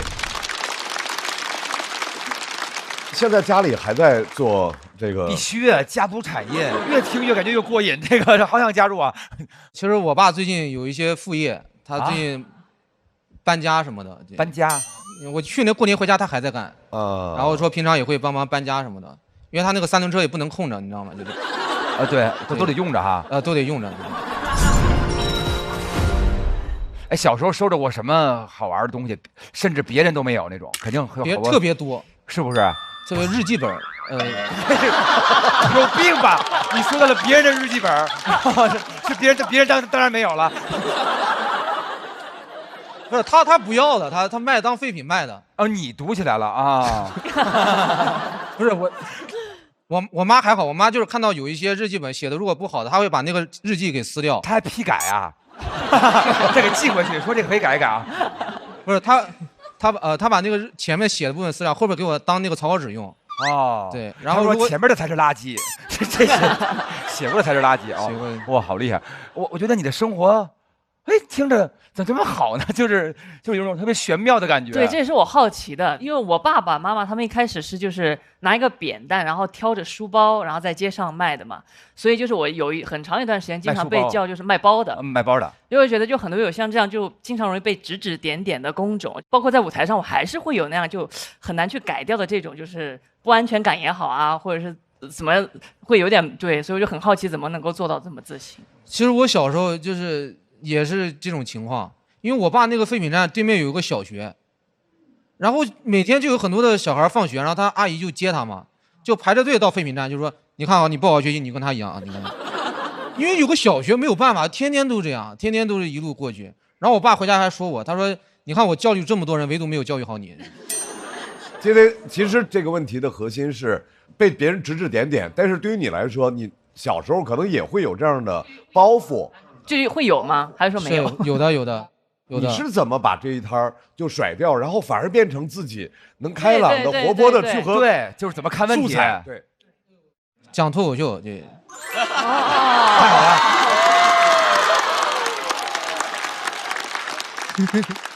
他用他的话来说就这么简单，但是和他的性格有关，和他具体的成长是肯定是有关的，和他自己脑海当中怎么去解决这个事情有关。对，我觉得特别喜欢这种角度，就是感觉有时候你羡慕，比如像都像马斯克了，什么比尔盖茨拥有全世界这么多东西了，他有那么多东西，他没有我微信呢，对不对？怎么样？你有我微信吗？然后就重点就在这儿。对，我还有一个优势，我也可以说一说。太棒了，我听听。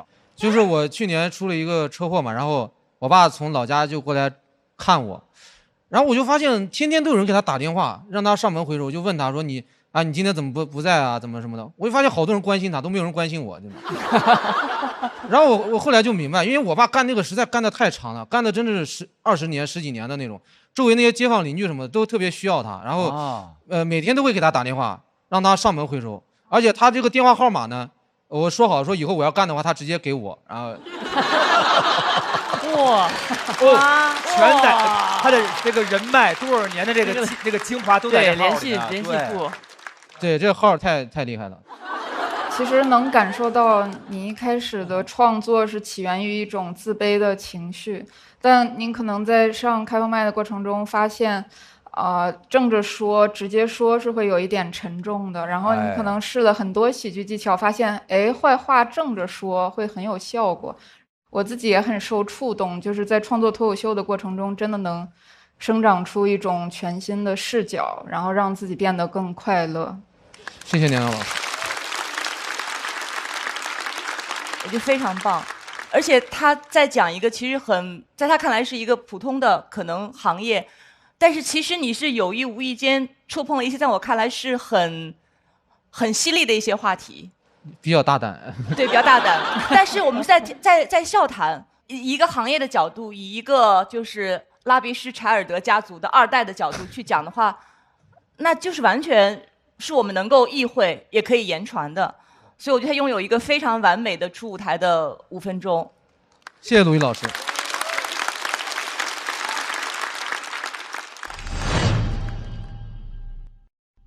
有人生于高楼广厦，有人长于世境烟火，而他的人生主场是一座藏尽世间万物的废品帝国。这是我们家囤的这些期货，低价买入，涨价卖出。还有什么是不拥有的呢？上海都没有，我们这边已经满大街都是了。作为整个家族的唯一继承人，世人艳羡的荣华富贵、万般物质，于他而言，触手可得。你们也是长见识了吧？可这样的生活始终填不满他荒芜空洞的灵魂，唯有徜徉书海，才能寻觅世间真谛。不要随便亲我，不要随便排挤别人，我不跟你走。我不怕尴尬。当我生气的时候，每天懂一点人情世故。我们每天在废品站研究的都这些啊。什么叫真正的大儒之家？真的书香门第。戏剧文化和脱口秀文化也是一脉相承的。脱口秀我们是很支持的。一手撑起废品帝国的父亲，早早便为他铺好了后路。人脉和资源是拉布什柴尔德家族深耕一生的基业。这帮人，那肯定的嘛，那我们这么多年，那肯定有不少人。源源不断的宝物是留给继承人最好的礼物。到了一批的新货，但谁也没料到，他却公然与整个家族对立，尽数舍弃家族赋予的无尽资源与人脉，一头栽进毫无门槛的脱口秀行业之中，任由大众点评。这个是我们之间的商业合作。世人揭晓他自毁前程，却不知他挣脱世俗桎梏，只为亲自书写拉布什柴尔德家族的传奇。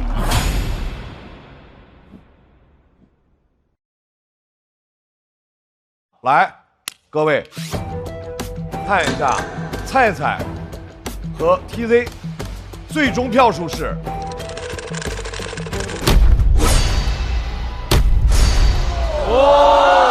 成功可以197，哇 ！TZ 197票，因为 TZ 和岛主票数都领先于对方，所以恭喜二位在不拆组的情况下双人晋级。菜菜和粽子要在待定期继续等待结果。啊，这个，但是他这里吧，是吧？好。哎，我觉得从中这个非常的好，非常的好，他就是能疗愈好多人，且就是用角度看问题，真棒啊！很厉害，TZ可以的，岛主可以的，确实没问题吧？咱我跟你说没问题吧？真可以啊！我都知道，加油！相信我的判断，相信，绝对没问题。感觉怎么样？没钱了。我们关系现在就升温了。这个是海南大明星，这是废品贵公子。你俩有点，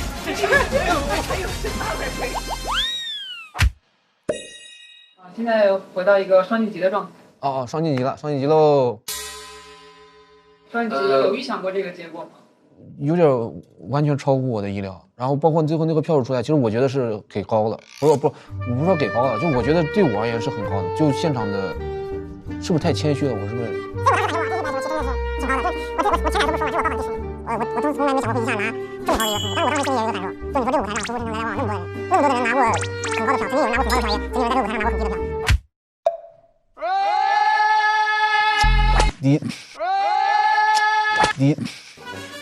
他走了一阵了，他都在他前面。这个不能代表什么，最牛的是他的那人格，才是我觉得最厉害的。很多时候就是你以为你消解了，其实你没有，或者说你以为你没消解，哎，你也已经消解了。我觉得可能就是消解就是一种不消解，不消解就是一种，我都。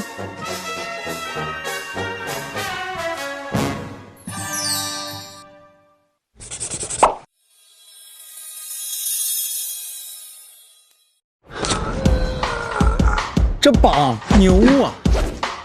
我要好好体验一下。火锅不够，还有还有烧烤、米粉、早茶、小笼包、湘菜泰餐。再玩点啥吧？贝拉达，还必须得坐一次直升机。哥们儿，是大众点评必吃榜和必玩榜啊！真实评价靠得住，这榜确实牛。来，我们马上要开始的1v1，率先要上场的这组，让我们掌声欢迎鸡翅和鞋子。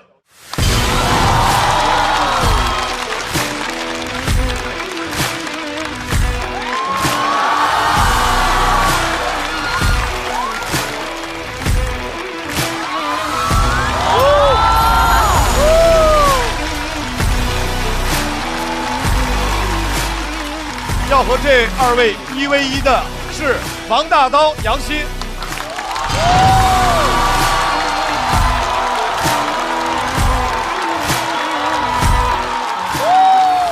大大刀太有范儿了，对，太飒了，哇，好酷啊！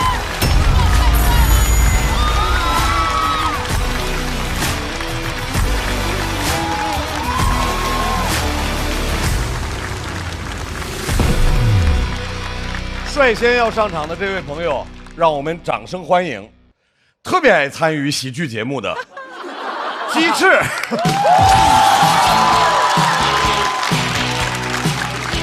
哎，Hello， 大家好，我是鸡翅，很开心看见你们。好，谢谢鸡翅。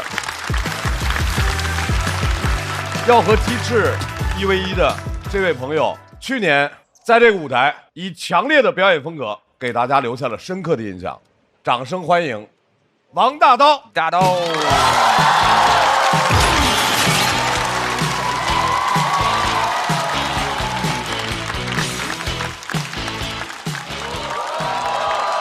Hello， 大家好，我是王大刀。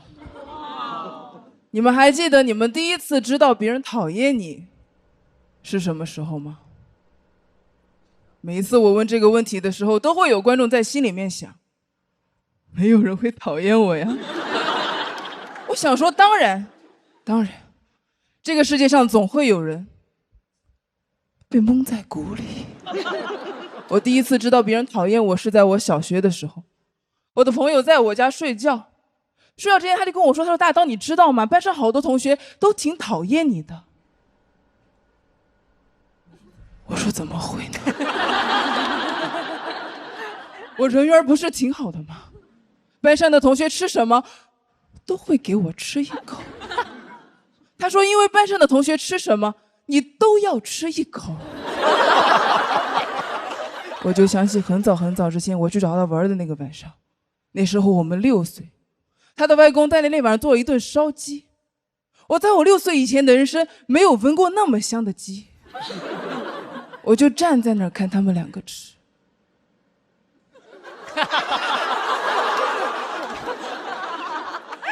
一口都不给我。我就问我朋友，我说这鸡好吃吗？他说好吃。我说是特别的好吃吗？他说特别好吃。我朋友6岁，他不给我吃，算了，他不懂事儿。可他外公80岁了。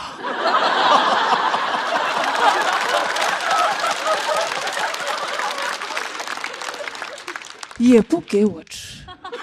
我当时想，难道不懂事才是长寿的秘诀？但是你在小的时候知道别人讨厌你，你还是很难过，对吧？那天晚上我流了好多眼泪，我就默默祈祷，我说小学快结束吧，快上初中吧，上了初中我做一个不嘴馋的人，就不会被同学讨厌。可是上了初中还是有同学讨厌我。初中新学期开学，妈妈带我去买了一双新童鞋，那双鞋太好看了，我当时就决定这双鞋我穿到大学毕业。晚上兴奋根本睡不着，我想怎么办呀？明天就要去学校了，他们该多羡慕我有这双鞋。我妈走进来把我鞋甩了，说正经人谁穿鞋睡觉？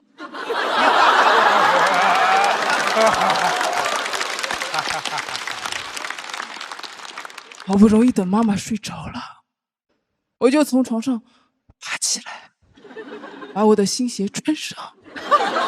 我就在客厅走啊走，走啊走。哎呦！我讨厌客厅的凳子。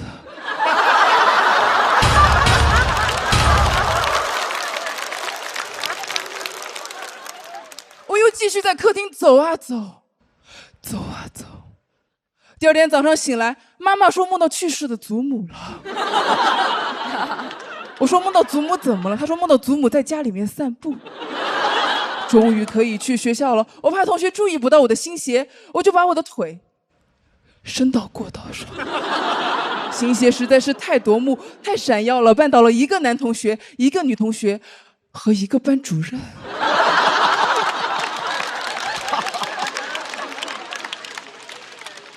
那是我长大以来第一次接触半导体。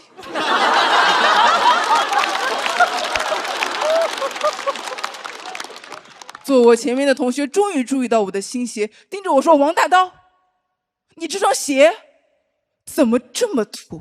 我说：“因为刚刚很多人踩到了。”后来他拉着好几个同学一起削我的鞋，我就一句话都说不出来了。下课的时候我去后排倒水喝，他们过来把我围着说：“王大刀，你的头怎么这么油？你从来不洗头吗？”先说我的鞋臭，又笑我的头油，说我鞋丑就算了，我炫耀，我活该。可我头油跟他们有什么关系？他们一定是嫉妒我，所以找了个油头。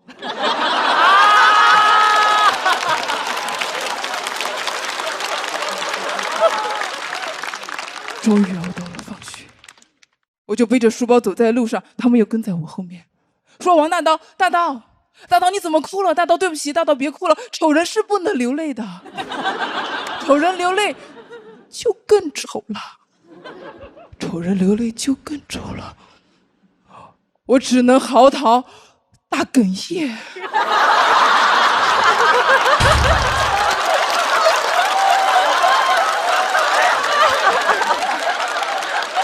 哇，冷到我都不能流泪，我只能做一个干燥的丑人。可是你们知道在青春期的时候被同学说丑是件多么残酷的事情吗？哎，你们知道吗？很残酷，因为那个时候说你丑，你应该就是真的丑。但我大概也是从那一天开始没有那么喜欢自己了，好像做什么都会被同学讨厌。一直到我上初二，我开始学会使用 QQ， 我在网上认识了网上的第一个好朋友。他当时问我，他说：“你叫什么名字？”我说：“我叫周诗怡。”诗歌的诗，好听吗？好听。我们班语文课代表的名字。我为什么告诉他我叫周诗怡？因为周诗怡听起来就是一个长得好看的人。我问他，我说：“你叫什么名字？”他说他叫李小龙。李小龙这名字也没多好听，他怎么敢就直接说了出来？李小龙老师跟我们抱怨，他说他是他们当地小镇一个帮派小有名气的老大，他不知道为什么生活中有很多女孩都想当他的女人。我说：“哦，把你照片发我看看。”他发过来了和他3个帮派小弟的合照，4个杀马特。14岁的我不知道该怎么形容那张照片，要说他们丑吗？可是我又看不到他们4个的脸。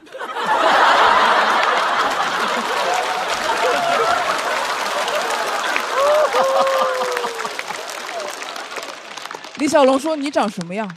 我说：“我长得丑，我长得不好看。”他说：“那你要不要试试我这个发型？”我说：“不行，会挡到后面同学听课。”被削头油那天我真的很难过，回家第一件事情就是登录我的 QQ。李小龙终于注意到我的在线状态变为了请勿打扰，他就发来消息问我，他说：“你心情不好吗？”周诗怡。我说：“对。”他说：“你怎么了？”我说：“班上同学笑我。”他说：“他们笑你什么？”我说：“他们笑我的头。”他说：“别人也笑他的头。”我心想，那我们2个还是不一样的呀，我的洗一下就可以了。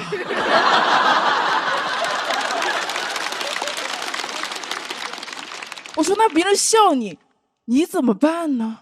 他说：“哈哈哈哈，那正是我想要的。笑声就是一种关注，你的存在太过于强大，他们无法忽略你，就只能笑你。”天哪，那一刻我感觉，如果李小龙跟我是同班同学的话，不会有同学再笑他了，不会了，会直接打他。但跟他聊完之后，我的心情也没有那么难过了，但在班上也没有那么敢做自己。但是你们也能看出来，我是一个非常非常多动的人。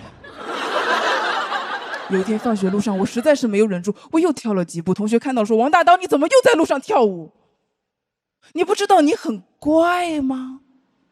天哪，这句话太让人心碎了，因为我小时候就隐隐约约感觉我自己怪怪的。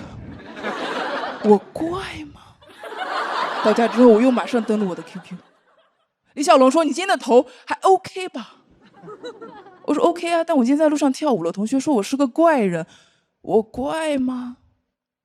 他说只有那些听不到音乐的人，才会觉得跳舞的人是疯子。天哪，李小龙太哲学了。10年之后我才知道这句话是尼采说的。我记得我那一个夏天几乎每一天都在跟李小龙说话聊天，我们说了好多好多话。突然有一天他跟我说，哎，我好像喜欢你。我说我好像是谁啊？我当然没有接受他的喜欢，因为我不是周诗怡。谢谢大家。我是王大刀。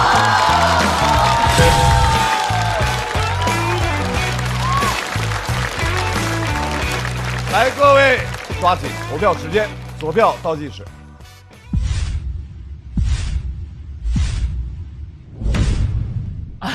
周深第一次在现场看到，因为我之前就在想，因为唱歌类型的节目，就有的那种非常嗨的歌，是你会在现场特别嗨，但是通过屏幕去播之后，它的感染力会削弱很多。哎，但是我觉得王大刀那人是一定要去看他线下的人，是你通过屏幕看他的莫名其妙，只是他莫名其妙的10%，他明明在那儿你看不清他，就那种感觉哈。对，但是就非常吸引我，所以我觉得一定要去看你的线下，太有意思了。对，对对，那可不嘛，得来啊。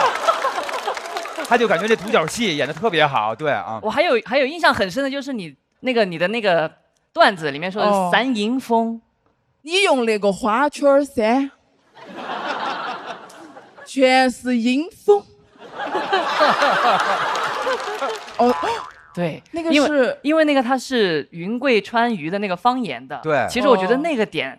当时我真的是看完之后，我暂停了，笑了很久。哦，那个梗特别好，那个是贾浩哥给我出的梗。哦，可能是因为我在贵阳长大，所以那个三迎风那个笑点就疯狂的戳中我，完全戳中您。对，也许你可以再找点像这样方言类的，我自己猜测的啊。好，笑对了。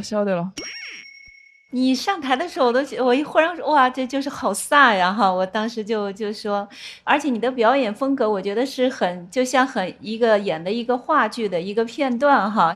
开始我说这个凳子是干嘛的？我以为是坐在上面弹吉他或者是做什么的。对。结果就是为了碰一下哈。对。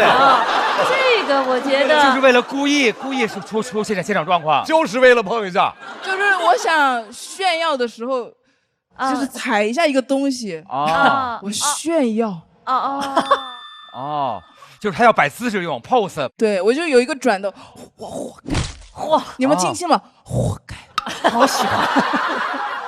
大刀，你知道你在演的时候，妮儿姐就一直在跟我说，哇，演得太好了。对，妮儿姐是演员，一个演员在说你把这个舞台把它当成了一个你自己的场域来演，她一直在说你演得好。对，因为在舞台上都会有事故嘛，对吧？你在中间又碰了一下，然后你自己缓解一下，这个看来你是有舞台经验的啊。就是他特别严肃，但同时又做一个非常尴尬的事儿，对不对？就是那个感觉。对。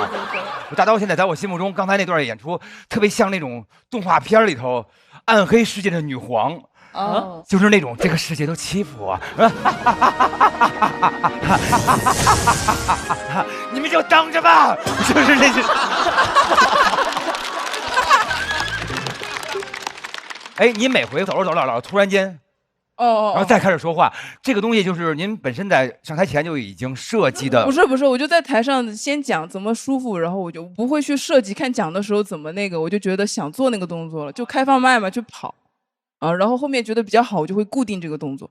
就想大刀一上来，我跟苗苗我们俩就说哇，大刀好有范儿啊，然后他这舞台人格一直非常有魅力，但今年大刀比去年我觉得有特别大的进步。他一直演戏是处于自己的世界里面，但不同的是，去年你的世界有些时候跟我们的世界之间那个壁垒是没有打通的，但今年从始至终，你都允许我们在你的世界里面，在旁边静静的看。有些时候我们是在其中的，但有些时候即便没有在其中，我们依然是在你的那个世界里面，那个壁垒是完全没有的。就从你最开始上来以后，你就说我是王大刀，那几个字好像你对自己施了个魔法，然后也对我们施了个魔法，我们就进去了。我觉得非常好。我不知道发生了什么，但就是有了很大的变化。我觉得袅袅应该能够特别的从那个表演或者文本角度，你觉得他有一些什么呀？哦，我觉得表演和文本这2个类型已经无法局限大刀了。我觉得大刀是动作型的脱口秀演员。因为我感觉好像有时候演员会希望抓住观众注意力，然后就会表演得很用力，但是大刀就另辟蹊径，然后用背影对着观众，然后观众也会特别好奇。哦，我还想说他刚才说的一句那个我好像喜欢你，你那句词儿刚才说的特别好，一下说出了那个人，就是我都能想象那个李小龙是什么样，他对于未来的不确定性，他说的我好像喜欢你，所以你们俩的这个未来，我就从那一句话里听到了你们俩的未来。那句词儿说的真棒，那句我好像喜，你再说一遍。闫妮老师，我好像喜欢你。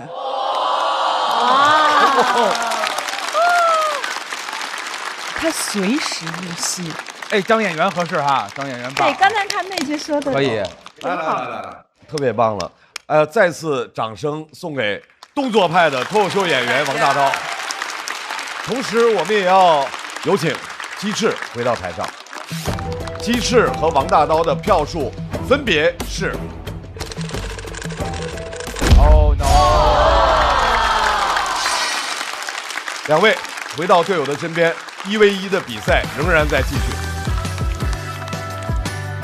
近2年真正让我耳目一新只有王大刀，大刀是一个鬼魅。后面最后一句“谢谢大家，我是王大刀”，其实这句话是一个结束，但是它其实也是稿子的一部分。就是我不是周世怡，我是王大刀。我看到一些写很轻松的事儿的朋友，我会很羡慕他们，因为我觉得我目前写的这些讲的这些东西都是很重的情感，就是我写的所有东西都是我为此流过很多眼泪的。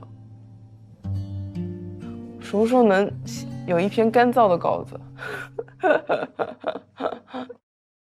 鸡翅组派出来的下一位演员，也是一位这个舞台上的新演员，来自厦门，让我们欢迎何鞋子。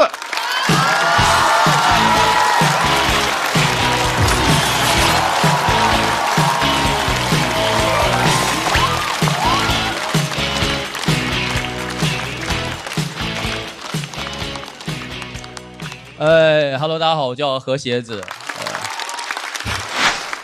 再次掌声送给何鞋子。没演好，今天是我演的最差的一次。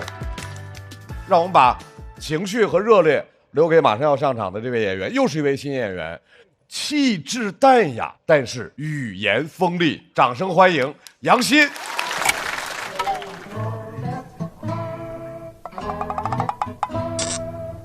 欣姐啊，你是下午场吗？欣姐真的是所有观战区里最优雅、最淡定的一个人。真的，我们在观战区所有人都四仰八叉，都已经不行了。欣姐非常慈祥，坐在那里，然后非常优雅。整个2天就坐在第一排的正中间，优雅的看着镜头。欣姐真的像一尊那种观音啊，应该很多人有这种感觉吧？有没有说你像观音菩萨？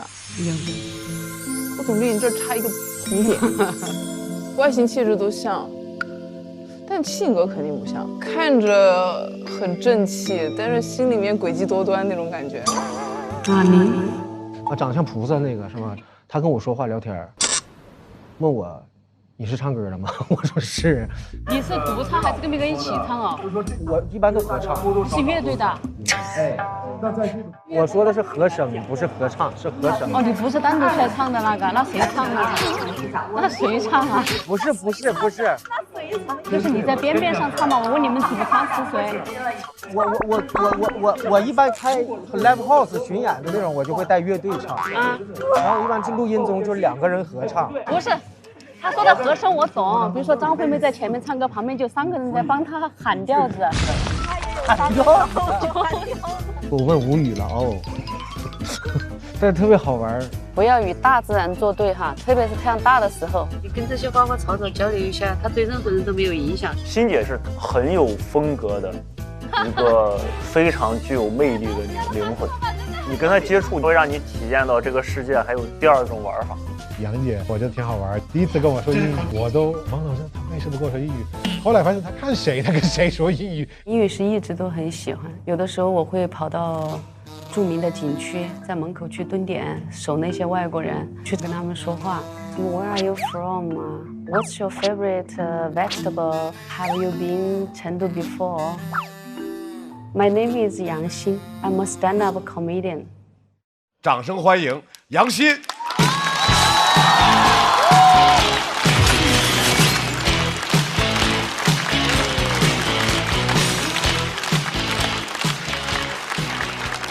大家好，我是杨欣，我是一名家庭主妇，已经结婚很多年了，跟老公是相亲认识的。因为我价值观比较正嘛，我认为感情是可以培养的，但是钱最好是一开始就有。有人认同我吗？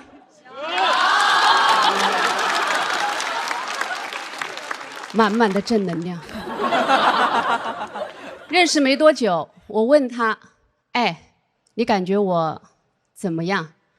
感觉你长相一般，有点肥。”我心里想，你自己长得像个偷油婆，偷油婆就是蟑螂。但是我忍了，因为我重感情嘛。没过几天，他约我去看电影，电影在播放之前，屏幕上就在放苹果 4S 的广告。我当时没忍住，说了一句：“哇，好漂亮。”他说：“像你这样贤惠的女人，应该不想要这个吧？”我心里有个声音在说：“我想要。”但是我嘴上却说：“就是有点贵。”他说：“那我送你一个。”我心里有个声音在说：“什么时候？”但是我嘴上却说：“什么时候？”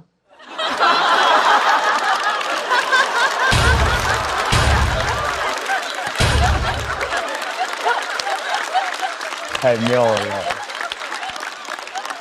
他说：“你不是马上要过生日了吗？就当你的生日礼物。”接下来电影放了什么，我一个字都没听进去。我满脑子都是再一次改变世界。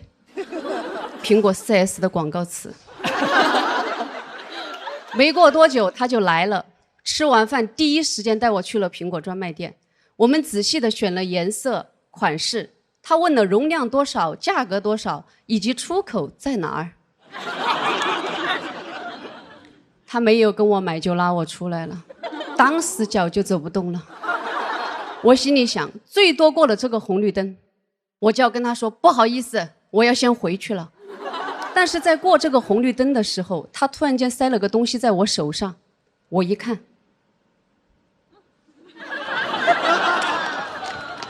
但是是个裸机。我说怎么连包装都没有啊？在哪里捡的？他说不是捡的，买来就这样。我知道了，不是他，难道是别人？但还是很激动，我就急着回去研究这个手机。当我回去之后，我才发现他给我的是个高仿机。我为什么知道是高仿？你打开那个界面，苹果的 logo 是个整苹果。没被咬过一口。我就跟他打电话，我说你买到假手机了。他说绝对是真的。我说如果是真的，我给你买8个；如果是假的，你去给我买个真的。他说好的。第二天我们就去专卖店，还没进门口，眼尖的销售人员一眼就认出是假的。我至今还记得销售员脸上那个震惊的表情。他说美女，我们苹果手机上没得触摸笔。他还是很说话算话，就给我买了个真的。这下轮到我心里不安了。我打电话把这个事情告诉了我的妈妈。我妈妈说，你问一下对方是不是想追求你，如果不是，你不要接受人家这么贵重的礼物。我妈这个观念她是错的。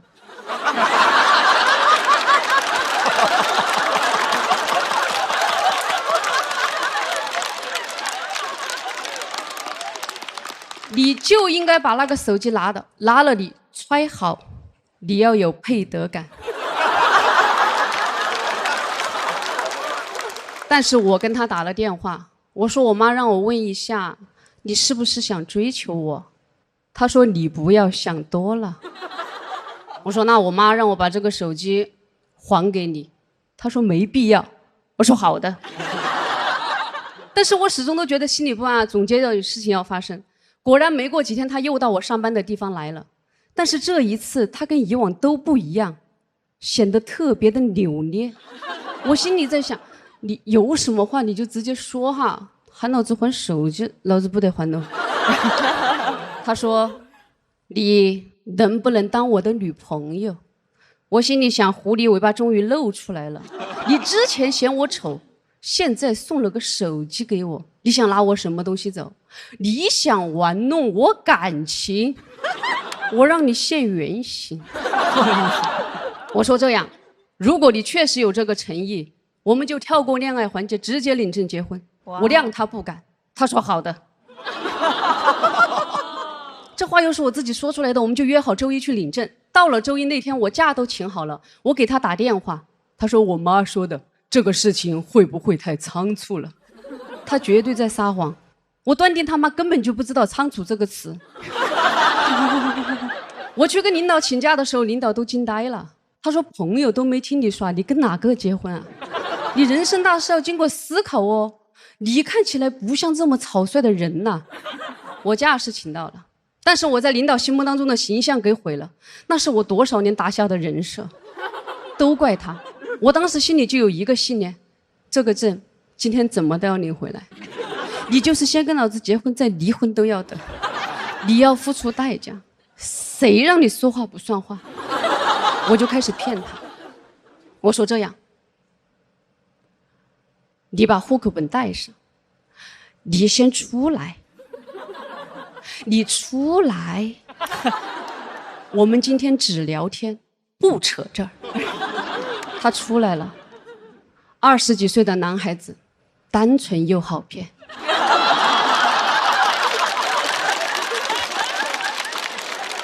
我记得在民政局附近一个广场的石凳子上，我花了差不多1个半小时时间，用尽了我26年以来积攒的所有销售话术，把他的脑壳洗通了。他抓着我的手就往民政局走，但是快要到门口的时候，他又迟疑了。还好我做过销售，我敏锐的知道该逼单了。我说你看，来都来了，你即使是不跟我结婚，你要跟其他人结婚嘛？你提前去熟悉一下那个流程，对你又没什么损失。我们就在门口看看，不进去。半个小时之后，证领出来了。他踏出民政局的门口，就情不自禁地说了一句：“啊，我好像上当了。”当时我心里还有一丝窃喜，后来我才知道我才上了大当。都说高端的猎手以猎物的形式出现，我死都没想到他以偷油婆的形式出现了。领证没多久，他就开始惦记我的工资卡，但是我并不生气，因为人要将心比心嘛，我早就惦记他的了。时间久了之后，他问我，他说：“哎，你能不能不要老把心思花在怎么从我身上挣钱？你去外面把钱挣回来好不好？”我说你在说什么呢啊？我每天跟你睡在一起，我都挣不到你的钱，外面那些人我都不认识，我怎么去挣人家钱嘛？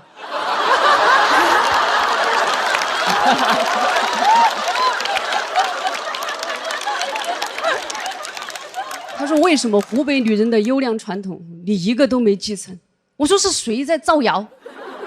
女人的优良传统我全部都有，小到洗衣做饭，大到 IPO 上市我都会。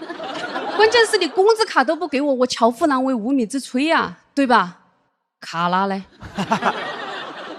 我就这样在这些年用这些方式解决了他的非常多的疑惑。今天来的时候，我闺蜜在跟我打电话，她说一心超持家，老公还嫌她，让我帮忙分析问题出在哪里。我说问题就出现在你太能干了，你什么都要做，做了你又要抱怨，你的功劳都被那个嘴巴给抵消了。你家里有那么多的物件，你的手不要老是去拿那个拖把拿锅铲，你去拿鼠标刷具，拿化妆笔化妆。他说那家务不做吗？我哪里在说家务不做嘛，家务肯定要做，家务你留到你老公下班回来你再做。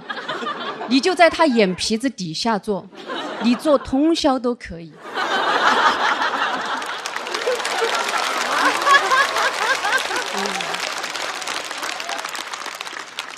你要做到他看着都心疼，迟早有一天他会说：“老婆，你不要做了，你过来睡觉嘛。”你说我不，我要做，我要收拾这个家。谢谢大家，我是杨欣。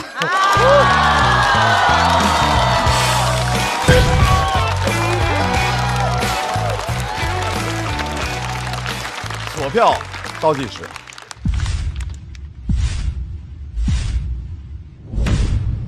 再次掌声送给杨欣。杨欣当时到底是什么原因让你决定你和你老公扯证结婚？因为他人非常好，三观很正。他当时其实没有财富，但是我相信他有创造财富的能力。你三观很正啊，听上去就是。我是满满的正能量。对对，满满正能量。最开始那太炸了，你最开始那2句就已经在说这拍不拍太有意思了啊。就家里您是管理的更多一些吗？家里的话，它是有一些小门道。哎，那我跟我们分享一下。就是家庭职场化，就把自己想象成一个老总，家里的成员都是员工，你得让他们就是自发的去完成一些家务。哦，没听懂啊？那我给你举个例子吧。哎，来了，我听听。比如说，在给孩子辅导作业的时候，就会非常的崩溃。我就没这样的苦恼，我就跟我老公说，我说因为我这个人说话他是用嗓子发音的，所以我的飞的质量应该不好，你的飞的质量好一些，要不你就去辅导孩子作业。他辅导完之后，我还得鼓励他。我说也奇怪了，就这么多的补习费，孩子他就是听得呆若木鸡。但是你给孩子讲课的时候，我发现他眼里有光。哎呦，鼓励是。就是提供特别强的情绪价值嘛。对，我非常非常好奇，就是怎么摸索或者是测试出来这些方法有效呢？这个他要验证，因为有的时候我把房门推开，孩子有的时候是在看书的，但是我怕他时间久了之后他就骗我啊，他也可以假装看书啊，然后我就考他一本书拿出来，我说这个书讲的是个什么故事什么内容，他大概的就能复述，所以从这些小事情我就知道我的这些方法它是有用的。人有那个经营家的这些智慧，对智慧太厉害了。他是平均流水的把这个家操控的特别好啊，特有智慧。你刚说的那个就是像一种管理，我是懂的。我看了一个剧本，剧本上就写的是他的孩子想跟这个人结婚，他知道这个人以前当过局长，他就把家里的琐事啊每天让他批改，你知道吗？我觉得这样很有趣，而且你的表演我很喜欢，你的气口，包括你停顿的节奏，时间的长短，我觉得都是有练习的。有一些地儿我们马上就知道他要说什么，但是他不说那个，他就直接那个太有意思了。这个我就比较惭愧了，因为我确实到这个舞台来，我也很紧张，我全程都在手抖。因为在乎都会紧张，我上去我也会紧张，但是我觉得表达出来的还是很好的。我觉得杨欣表现太稳了，但是我刚才在观看的过程当中，那个情绪的起伏很有意思。我从你说我这人三观比较正嘛，我们开始笑那一刻开始，我中间我有些时候认可你说的，有些时候不认可，有些时候我知道你此刻在讽刺。有些我突然拿捏不准了，到最后你明白哦，他在打破了很多对于某一个社会身份、对一个家庭身份、对一个性别的很多刻板印象。然后所以刚才我在还跟娘娘我说，他是正话反说吧？娘娘看着我说对，就那一刻你可能在摸索，我们也在摸索，很有趣的一段观看的体验。是，虽然杨欣姐一上来说了特别惊世骇俗的话，但是后来听到最后会发现。他非常算计的做了很多好人好事儿，就是感觉确实是很多正能量。还有我觉得写段子确实要从自己的生活出发，就我觉得社会思潮会变化，然后会有各种各样流行的趋势，但脱口秀创作还是要诚实面对自己的生活，只要有自己的声音，讲出自己的经历就很重要。所以我觉得杨欣姐这段也特别好。再次谢谢掌声送给欣姐。来，我们也请已经结束表演的3位回到舞台。我们先要看的是杨欣和何鞋子各自的得票情况。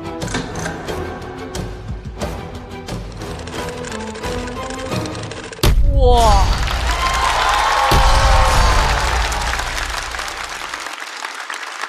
对第一。杨鑫173票，2比0，恭喜杨鑫、王大刀小队集体晋级。加油姐，加油加油加油加油！谢谢，好，我们过去了。大刀，欣姐，太牛了！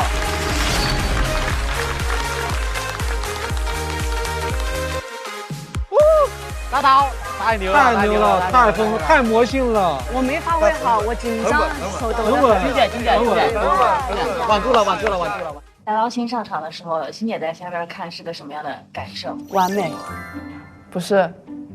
第一，他问我是什么感受，你都还可以帮我说了呀？你看好，你说，你说，完美。太好笑了，甜纯溺爱，受不了了。你看这么经典的一个人放在旁边，他是我队友，就是他是个什么形状，你就让他是个什么形状存在你旁边就行了，就不要过多的去那个要求他，别人他身上有什么那个亮点啊，他散发出来就好了。这时候他就说完美。这种互夸是有时候会害了对方。怎么会呢？哪个队友是夸死了的啊？肯定都是相互不认可才死了的嘛。他继续保持他的姿态，我们继续一起晋级嘛。今天上半场的下一组1v1，首先有请的第一支小队，风心童，荒岛人气王。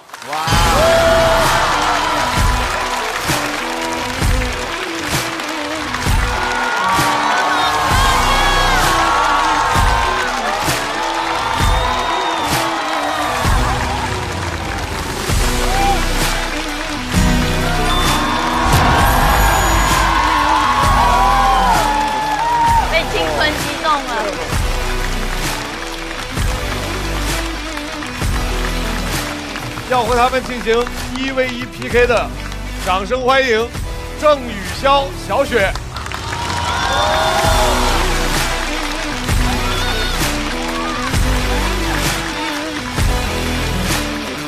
来，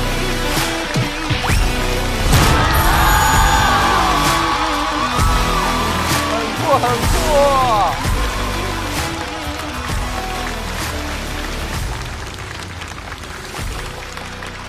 我们首先要迎来的是全场年纪最小的朋友，风心童带来他的音乐脱口秀。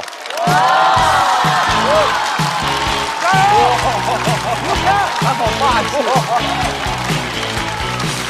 嗨，大家好，我叫风心童，然后我今年正在上高3。谢谢。今年呢，我经历了很多事情，关于学习，关于爱情，等等。所以接下来这首歌，就讲讲我的18岁这一年。那是我18岁生日的那天，不敢相信我已经成年。我走进校园，就听见我的同学给我唱生日歌，即便他们五音不全。那天正当我们唱得热火朝天，窗外突然出现一张老师的脸，我正想道歉，老师却问我生日许的什么愿。我说我的愿望是今年能少见您几面。这就是我不想复读的18岁那年。我们年级分为3个班，我跟长辈说我在 A 班，我也没撒谎，我只是选择了隐瞒。剩下2个班是 A 加班和 A 加加班。因为我的学习一般般，所以我请了位家教，他很有经验。无论什么题，我只要问他深度思考7秒就能给我答案。但后来因为使用 AI 被发现，我被停学了1天，为此我伤心了半天。老师，你怎么只给我停1天？我是真的不想去上学，那些数学公式学了就是消耗时间。直到上次在密室逃脱要解三角函数，我求了半天，终于求出来一个工作人员。我还真的讨厌跑800米，1个月跑8次，真的想逃避。我赶紧给 AI 发消息，你说人到底怎么才能1个月来8次生理期？这就是我期待月经失调的18岁那年。我18岁那年还经历了失恋，还记得那通电话，在我表白的那天。接通之后，我鼓起勇气说，其实那个我一直都很……他说不需要，谢谢。我甚至没有机会失恋，我只是被当成了诈骗。算了，反正他这人也很肤浅。听说他要去国外读中文专业。我最讨厌的城市是香港，因为他喜欢的人来自香港。我这个暑假正好要去迪士尼，我要去上海、巴黎、东京、洛杉矶，猜少了哪里？这就是我不会再爱了的18岁那年。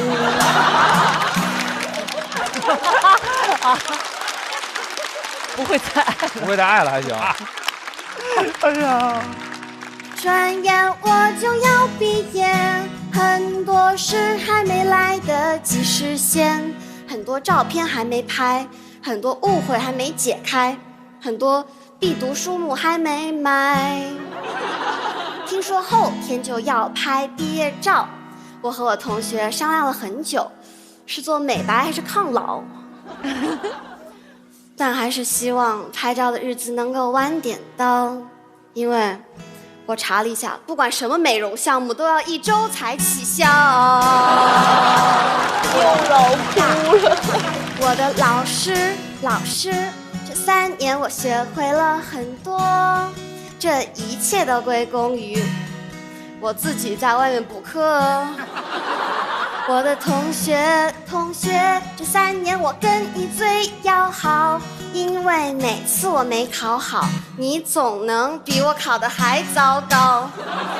我的老师，全校我最喜欢你，因为你从来都不怀疑我交给你的手机是模型机。我的同学，咱俩特别有默契。一道题，如果我说选 C， 你说选 D， 那答案肯定是 A 或 B。怎么这就要毕业？很发愁，到底怎么选专业？算了，不重要，反正听说学啥都赚不到钱。如果非要让我选，我的第1志愿会选王冕。但我不是蹭他，王冕在我心里是巨星。我第1次看王冕还是6年前，妈呀，12岁，当时还感觉离他很遥远，直到前2天我俩刚刚见了面，发现其实也没那么遥远，我就只比他高一点点。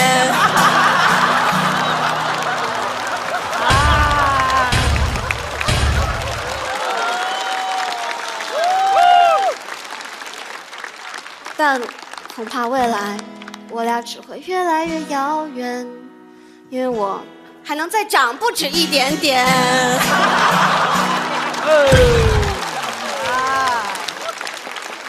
年轻真好。我的18岁那年，终于可以自己独当一面，终于可以不再靠父母登录游戏界面。我的18岁那年，后悔有野心，但却不够勇敢。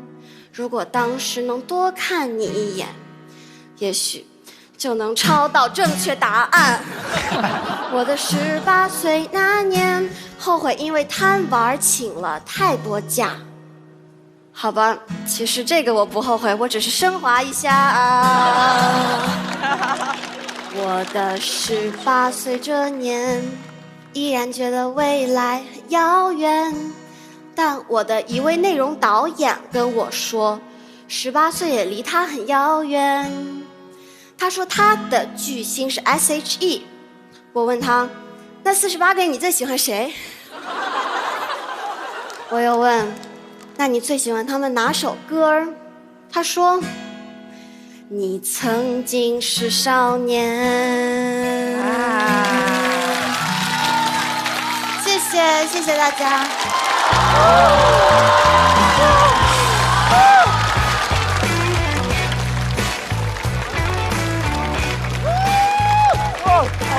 好吧。哇，太青春了！来，各位抓紧最后的时间，锁票倒计时。再次掌声送给18岁的龚云董。谢谢谢谢。先给大家讲一个花絮啊，在两位音乐人评价之前，别交流聊天啊！好，前2天据说小快老师在后台，不知道哪个后台，可能是开放麦是吧？然后遇到了风心童，来，小快老师自己来吧。我不知道您说的哪个事儿啊，但是最近他们老传，就是我看风心童演出，哭了，说是我被自己老哭了。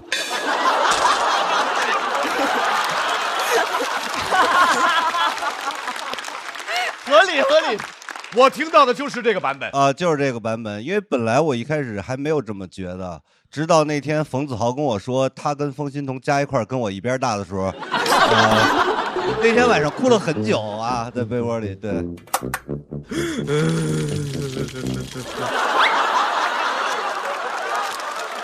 俱乐部赔都没输啊！我刚才在想啊，好感动啊，感动哪点？突然得到答案，我是被自己老哭了。我刚才有点受伤。你看老帅现在不是怀念青春，结果还有另外一种说法，老哭了。好的哦，我觉得我不懂脱口秀，但是我觉得这个类型其实特别难，因为我认为的脱口秀就是要说一些可能大家会比较简单去明白一下就可以 get 到的话，比较日常的话，但是歌词其实就很难把日常的话唱出来，你就会觉得很奇怪。就比如最近在网上就有一个很火的那个英文翻译成中文的那个歌，就是我最喜欢做的事就是在沙滩的旁边，在沙滩的旁边嗨。就中文你把日常要说的话唱起来的时候，就会有一种天生的距离感，所以我觉得这样类型的脱口秀是非常难的。然后他身上那种魅力啊、青春，我觉得都特别特别好。对，谢谢。谢谢。而刚才你还说你前2天看见王冕了是吗？啊，我们上一次见是5月5号。记得那么清楚，这么清楚。哎，5月5号下午2点34分，我见了王冕。一说这个我就开心。5月5号哇，当时你是什么样？看着他的头皮说什么了？没有。王冕老师不在这儿吗？高一点点嘛。王冕老师，感受我的呼吸。就是那是一个线下活动，我一开始见到他，真是吓死我了，因为他突然王冕吓死你了。他突然从我后面出现，我以为我们是至少知道说啊，你现在去他的休息室见他之类的这种环节，结果他突然在电梯间后面，然后拍我，然后呢就是拍了拍我的肩膀啊，不是那个拍我，就是拍拍我肩膀，然后呢转头，微信拍了拍你，神经病，那可不就是，那还要怎么样呢？然后呢？然后我转过头去，然后就突然看见他。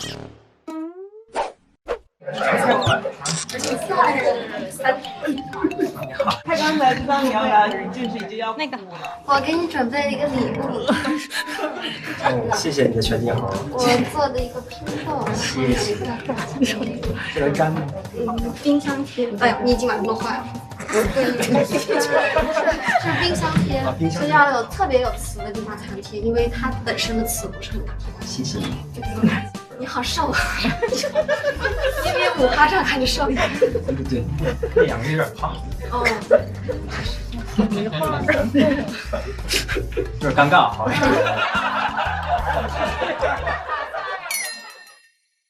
因为我从很小的时候就喜欢王冕了，很小的时候就喜欢王冕了。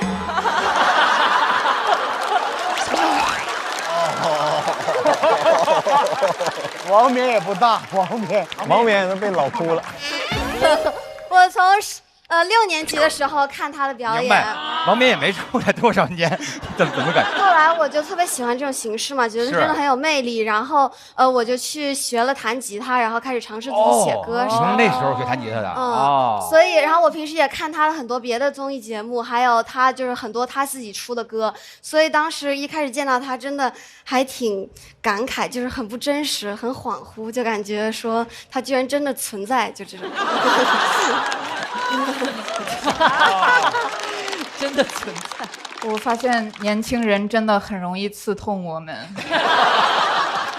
就是在他随意的用词中，就会让我们感到绝望。比如，就是之前多少演员讲特别悲惨的遭遇，观众毫无反应。然后刚才凤仙童讲，反正学什么都赚不到钱，我就听到这片观众倒吸一口凉气。然后也是凤仙童一上来，我就想到我自己看托3的那一年，然后我也想到王冕，就是很怀念那个时候。没，他还在呢，他还存在着。对呀，真实存在者。Hello， 而且他的身高一直就是这样，没有任何问题。我想我可以澄清一下吗？其实王冕比我高一点点，刚刚那个纯粹是因为效果，真的。而且王冕人真特别好，这肯定好。我觉得非常纯真美好的一段表演。我觉得刚刚拍那个灯非常果断，就是一个给这样一段美好的表演，还有给自己曾经特别美好的青春。所以真的，谢谢。对，我觉得新鲜的血液就是要创新，就起码你站在这个舞台上拿一把吉他，一下子就能吸引我，我也想往下看。不管这个是一个成熟的，还是一个属于你自己的一个表达，我觉得是非常棒的。谢谢。我能提一个小建议啊，就是因为你太喜欢王冕了，所以你写歌非常像王冕那个套路。对，就是那个旋律线都很像。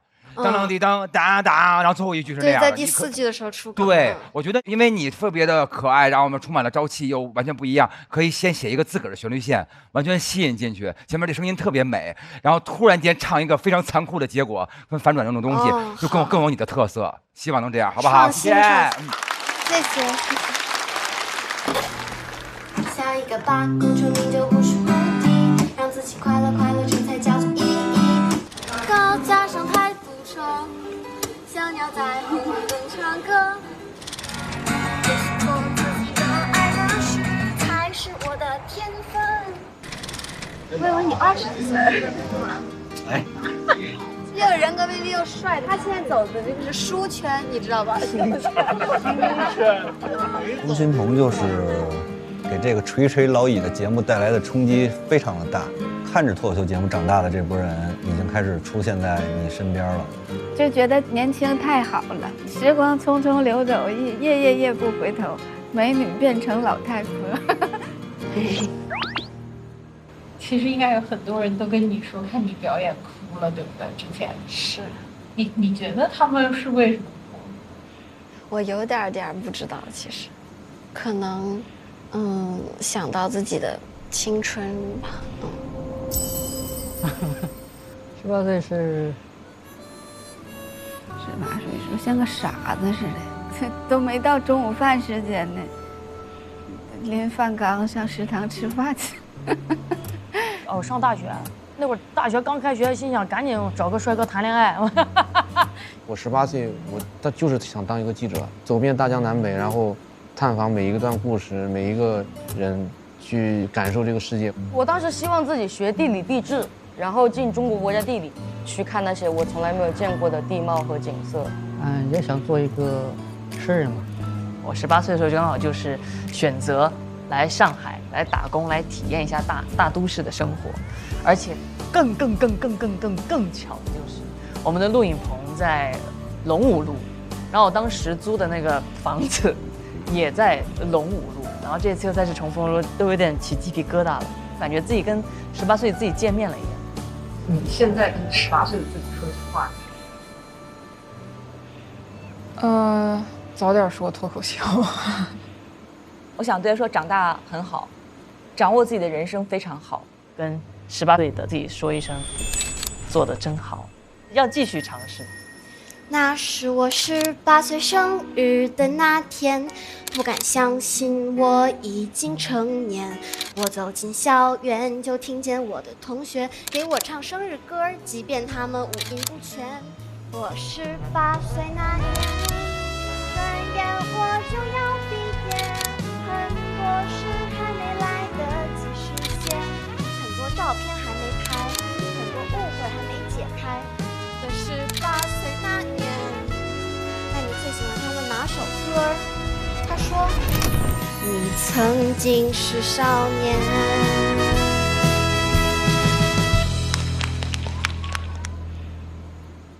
再次掌声送给冯鑫彤。来，冯鑫彤回到小队稍作休息。非常好，非常好，非常好，太好了，完美的表演。可惜我没唱错。接下来是一位新朋友，有请郑宇潇。我是郑宇潇，你们好吗？掌声送给郑宇潇，然后同时我们也要请冯鑫彤回到台上。冯鑫彤和郑宇潇会是一个什么票数？请看。哇！冯鑫彤170票获得了这一组 PK 的胜利。来，两位回到各自队友的身边，我们等着下一组1v1的结果。加油加油加油加油加油加油加油！挺好挺好挺好可以。马上请到台上的又是大家的老朋友，让我们欢迎一个组合——脱口秀的漫才朋友，荒岛人气王。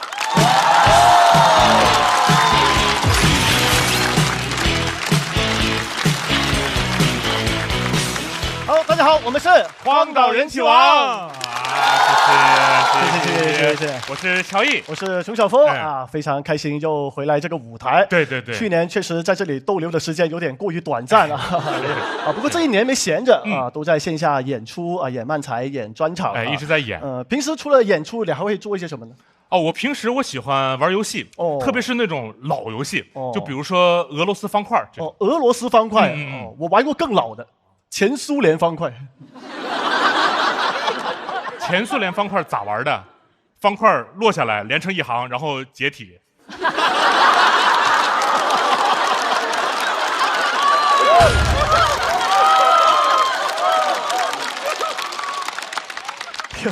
反正就是爱玩游戏嘛，就喜欢玩是吧？啊，我喜欢到什么程度啊？我最近啊自己设计了一款游戏。哦，你自己设计游戏啊？什么样的呢？就是一种角色扮演类的游戏就是说这个魔法大陆出现了一个邪恶的魔王，我们要打败魔王，拯救世界。挺有意思的。那你这个游戏就是什么时候能玩到呢？巧了，刚好带这个游戏的剧本，现在可以让你抢先体验一下。可以体验一下。来了啊，游戏开始。首先，你可以选自己的游戏角色，都有什么呢？有勇者或者智者。我选第二个。好，你选择了或者。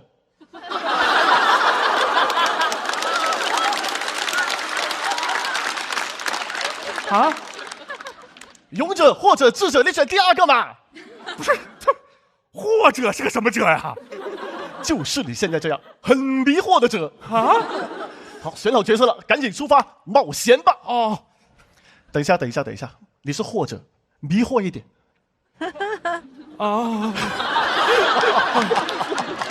这是哪儿啊？这里是魔法森林，你遇到了魔王的第一个手下——邪恶杏鲍菇。这个反派好适合爆炒啊！要战斗，你有3个选择：第一个是打，第二个是踢，第三个是摁他太阳穴，轮刮他眼眶。你这第3个选项有点勾起我的好奇心了哈，就选这个吧。好，你对着杏鲍菇使出了摁太阳穴，轮刮眼眶，哈！虽然不知道怎么做到的，但我一下子就找到了杏鲍菇的太阳穴。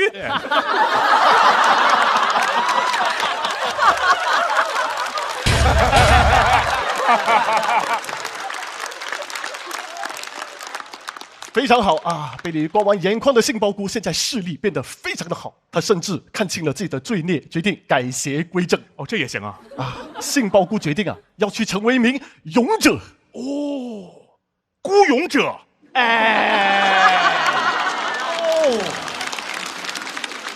这个孤勇者啊，准备送你一个装备，你可以3选1，分别是暗黑头盔、魔力头盔和同时结合了暗黑和魔力的按摩头盔。这3个玩意儿它都不是一个次元的，你知道吗？你选一个嘛。选一个的话，暗黑头盔吧。装备攻击力变成0。那我戴这个头盔图什么呀？骑电动车不罚款。虽然你付出了些代价，但你能获得很强的能力。来，虽然你失去了攻击力，但同时你也获得了逆天的勇气。勇气？我都没攻击力了，光要勇气干啥呀？哦，遇到了大魔王，我就非常勇敢的冲过去。你这么勇敢，看来你已经准备好挑战下一关了啊！我有吗？你继续冒险，来到一个地下城，又遇到了魔王的3个手下，都是谁？分别是卑鄙大馒头、阴险白米饭和残暴窝窝头。太可怕了，一个菜没有，纯碳水啊！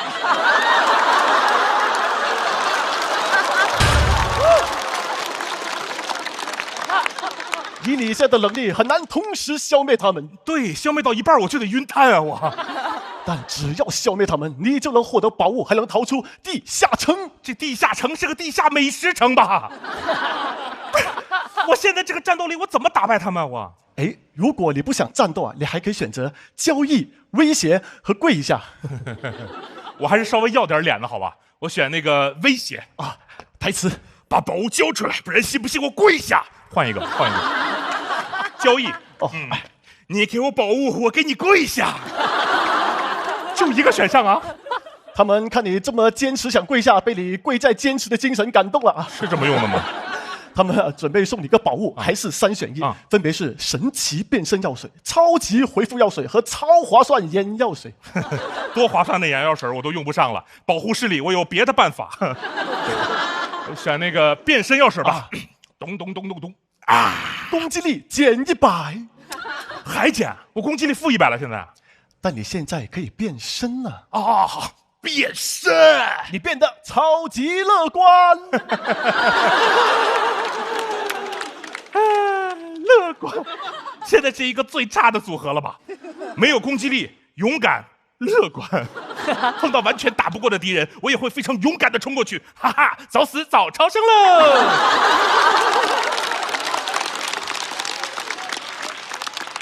你这不挺快乐的吗？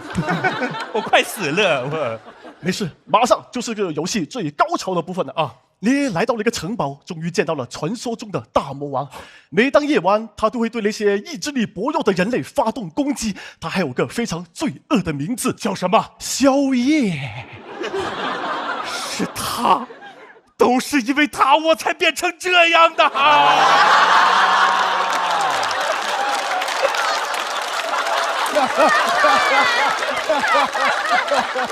牺牲好大。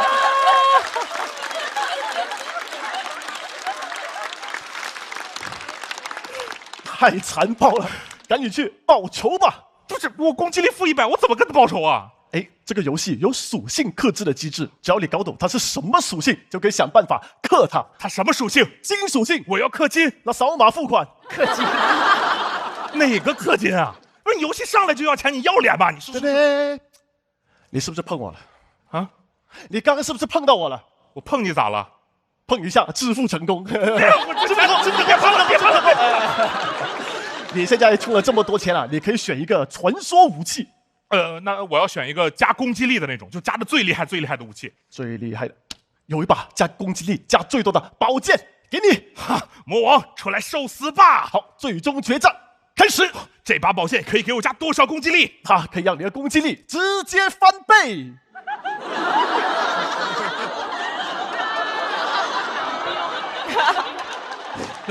我现在攻击力是负200。负200的攻击力要砍魔王的话会怎么样呢？按道理说会给魔王加200血。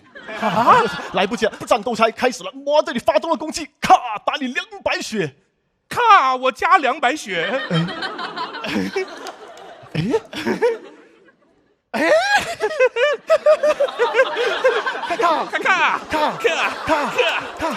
不是，你怎么敢砍自己啊？因为我勇敢。你干嘛要笑啊？因为我还乐观呢。放弃吧，魔王，就算你跟我2个人联手，都是干不掉我自己的。哦，厉害厉害！那这个这样怎么才能结束啊？谢谢大家。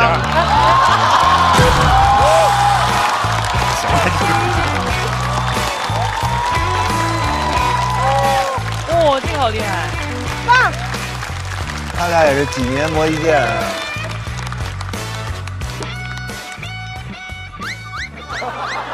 怎么结束呀？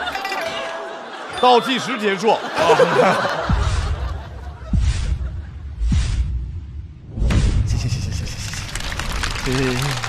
谢谢大家，谢谢。太棒了！谢谢荒岛终于不用荒岛，人气王终于不荒岛了。对，去年没发生，一切都没发生，今年才是应该的样子，太棒了。是的，是的，我们只参加过2届。对。周深说太喜欢了，这就太开心了。珊珊看这些梗还行吧？中间有一些你也开始这样是什么意思？就是问题每一个我都 get 到了，就更恐怖，在怀疑自己，我出了什么问题？就为什么？对，有些梗真的很想找手机开热点，暖和，对不对？开热点暖和。哎呦，那个第一个给杏鲍菇做那个眼保健操的时候就已经炸了，我觉得哇，这个太好玩了啊，太有意思了。谢谢。但是2位怎么回事啊？怎么就是这个一下就变得这么优秀了？又回来了又。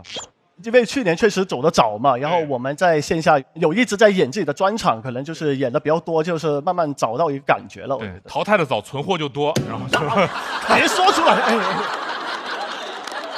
而且你们那张破纸现在升级了，升级了，我们有封面了，对，有封面。之前是只有一张那破 A4 纸。对。谢谢我们的导演啊，帮我们做了这个封面，感谢。看到他们俩今天表演这么好，特别开心，就是为他们俩高兴。而且从第一个梗就是前俄罗斯方块就喷了，而且演员会有感觉，观众也会有感觉。你知道从那一刻开始，后面就成了，然后你怎么演怎么有，我就放心了。非常为你们开心。感谢，谢谢。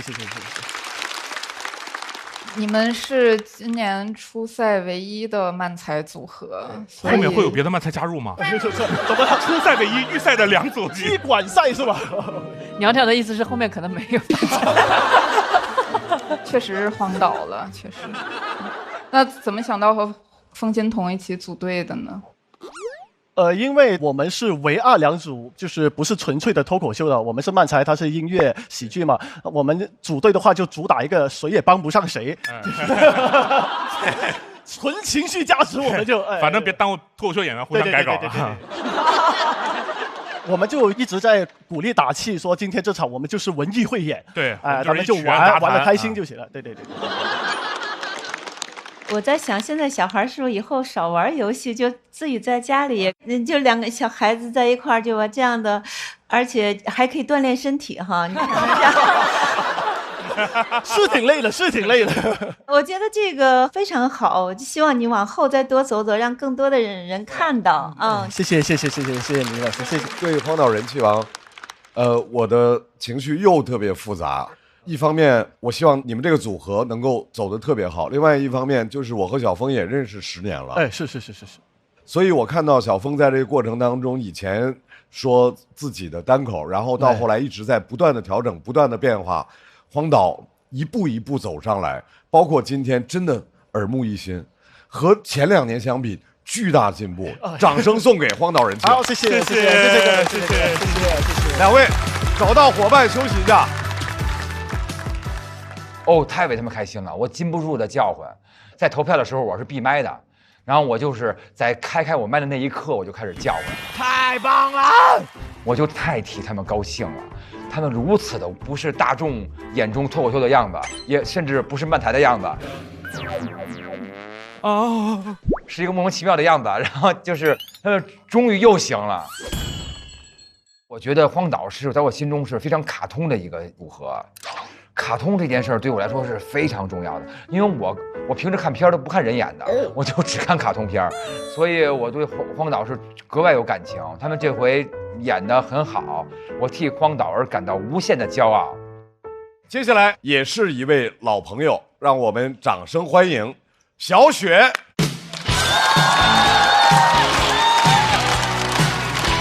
加油，雪！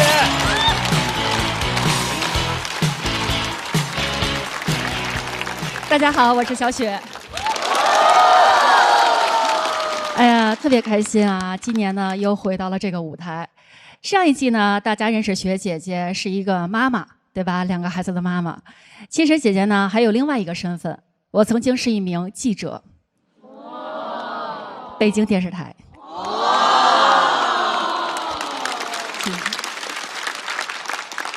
其实这个记者的工作非常的危险。我记得00几年那会儿啊，就是网络上呢发起了一个话题，叫做被狗追了怎么办？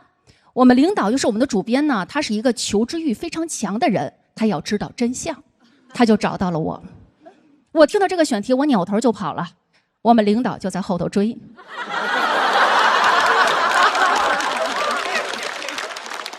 你没办法，你只能去拍做实验嘛。就是我们联系了一个狗场的训练基地。狗基地啊，首先给我们牵来了一条柯基，怎么吓唬那个柯基，柯基也不追我，柯基尿了。狗基地又给我们牵来了一条藏獒，没有人去吓唬那个藏獒，我差点尿了。狗基地又给我们牵来了一条哈士奇，就把哈士奇的链子一撒开啊，我意识到哈士奇的链子是不能撒开的，一堆的人在后头追哈士奇呀，越追狗越跑，越跑人越追。你说你整个镜头拍出来都是人追狗，你说你这新闻怎么播？你倒放。而且我们那会儿呢还会进行偷拍暗访，像什么黑吸棉、黑餐饮、黑作坊。你知道那会儿的偷拍包是什么样啊？是一款老式的黑色的公文皮包，又大又蠢，就夹在这儿，夹在这儿。知道那个隐藏摄像头在哪儿吗？就在包的前头。发现了吧？这款偷拍包最大的特点就是显眼。我要不拿它出去，没有人知道我在偷拍。你不仅显眼，它还显老。你想那个年代，我那么年轻的一个女孩，我夹着这么一个包出门，我们领导还问我啊，再给你配点什么呀？我说你再给我配个老头儿。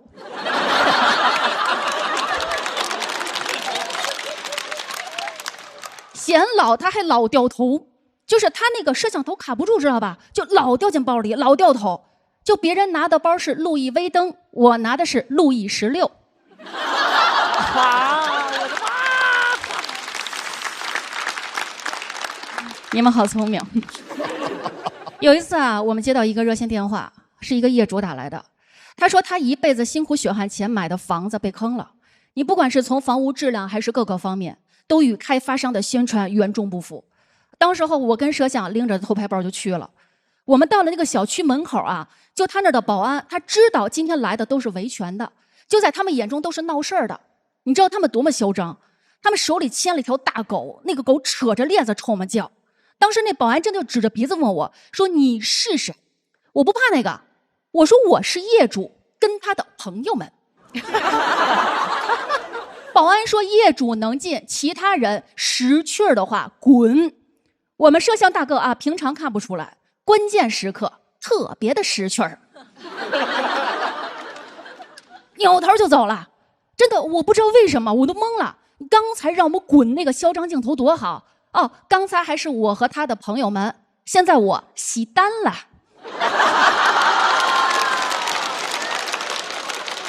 就在我进退两难的时候，那个摄像又回来了，我就小声问他，我说你刚才干嘛去了？摄像大哥就说了4个字，头又掉了。这个摄像大哥很勇敢，他就指着保安，他说你有种，你把刚才让我们滚那句话你再补说一遍。还得补说。那个狗一直在朝我叫，这个摄像大哥就鼓励我，他说小雪你别怕，但凡他们敢把狗链子撒开，咱们就补拍那条被狗追了怎么办。就在我们跟这个保安僵持不下的时候，电话联系我们的那个业主赶来了。他刚才啊在路边那个煎饼摊儿，他买了个煎饼果子，大老远看见有人为难我们啊，他特别聪明，他用了一个小招。那个煎饼果子外头不有好几层灰纸吗？他把那个灰纸，他拿好几层把那个煎饼果子包严了，方方正正攥在手里，跟板砖似的就冲过来了。他说：“今儿谁要拦着他们，我拍死谁！”保安跟狗都不吱声了，但是狗流口水了。我们进了那个小区了以后，在1层的售楼大厅啊，真的，我那画面我现在还记得，上百名业主在那儿维权，你说多少人血汗钱给坑了？那会儿啊，偷拍包非常的给力，拍的都是真实的一手素材。而且我们那会儿啊，它还不是卡，是什么呀？素材带，足足5盘素材带，都给摄像拍亢奋了。亢奋到什么程度？就那摄像不自觉的把那偷拍包扛在肩膀上拍。当时保安就发现了，保安说：“你们是谁？”我们那摄像肌肉记忆，还给保安一个特写。保安说：“抓住他们！”就一堆的保安就扒开人群就朝我们这边进。关键时刻啊，从人群中站出来5名业主。人家立马围成了一个圈，把我跟摄像护在了中间。你说心里话啊，要不是人家及时把我们围住，我们早跑了。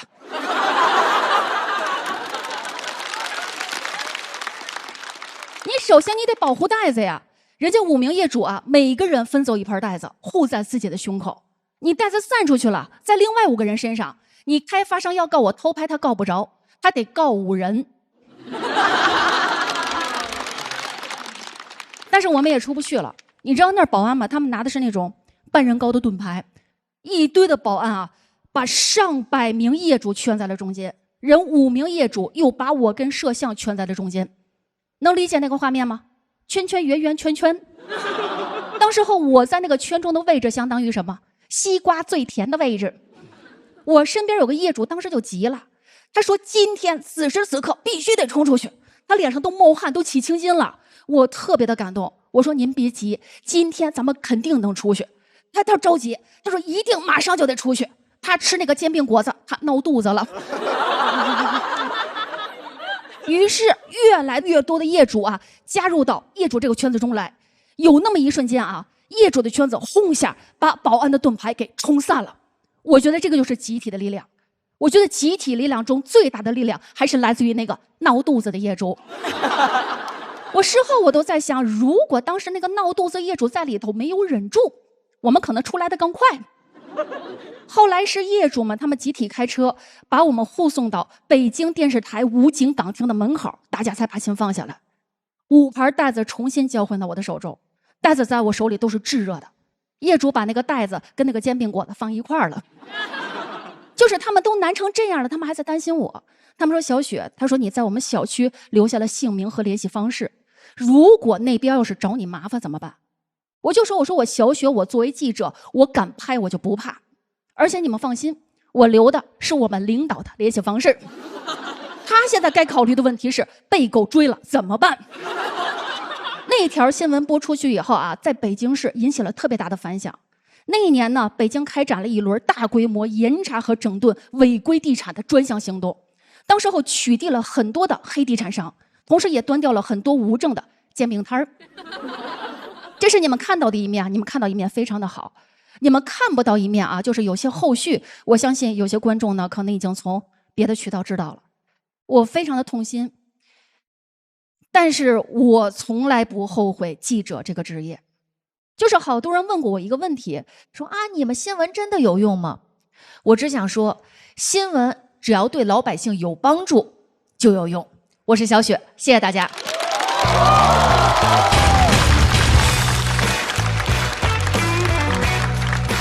锁票倒计时，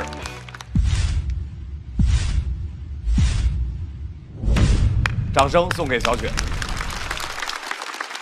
哎，想问一下，您那是几年的事儿？这是？那个是2000几年的事儿了。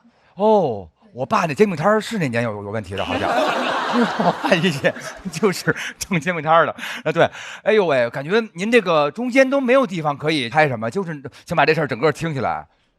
小雪从上一季就已经向大家展示了自己非常棒的描述的能力和在舞台的这种淡定、风趣、控场能力。他其实今天讲这段是很难讲的，因为他要顾及很多，他要讲的活灵活现，让我们听得津津入味。对对对啊，有一些地方只能点到为止，甚至要把有一些背景要虚化掉，非常难。作为一个记者，作为一个揭黑记者，太不容易了。是，他们真的要面临很多，尤其现在小雪，她时隔20年，有些话才可以讲，中间还有很多只能是可意会不可言传的东西，所以。无论从节目、从前同行的所有的角度，这个灯我肯定是要拍的，我觉得非常出色的一段。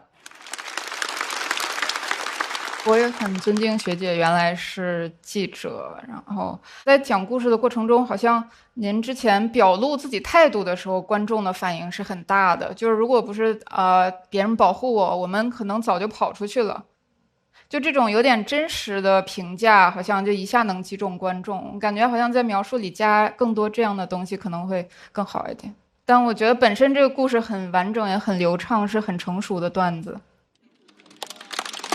感谢小雪，来吧，朋友们，2组的1v1结束了，我们现在要来看一下2组的得分情况。小雪对阵的是荒岛人气王，我们来看一下2组的得分情况。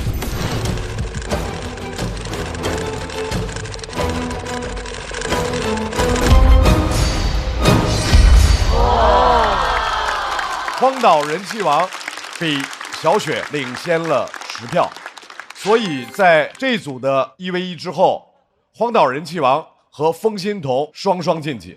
谢谢姐姐，谢谢。郑宇潇和小雪进入到待定席。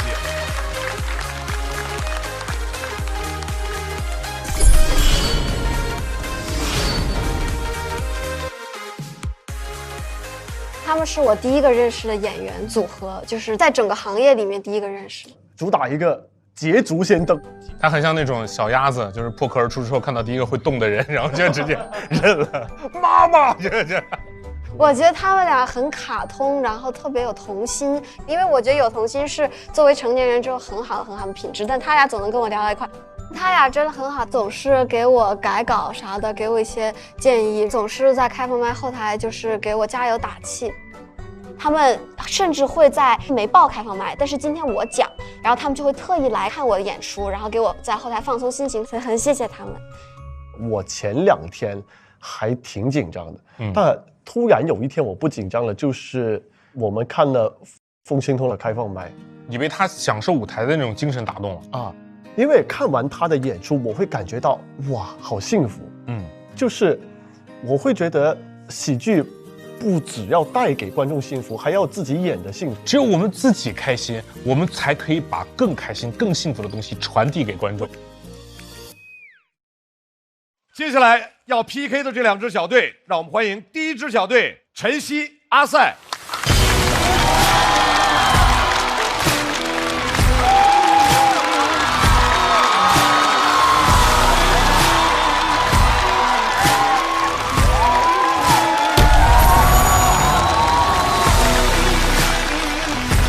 要和2位进行对战的小队，掌声欢迎韩大狗、贾浩。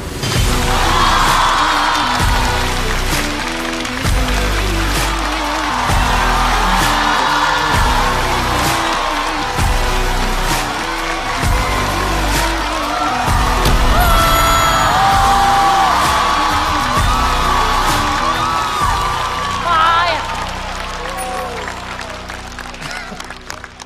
丽姐，大老师，嗨，给，嗨，传递，嗨，传递给观众，给他娘娘。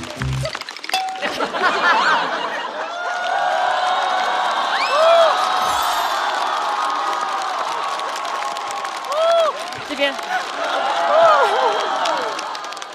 太好了，来，我们把喜剧也传递下去。第1位要来向我们传递他的脱口秀的是来自蓝梗喜剧的新朋友，掌声欢迎晨曦。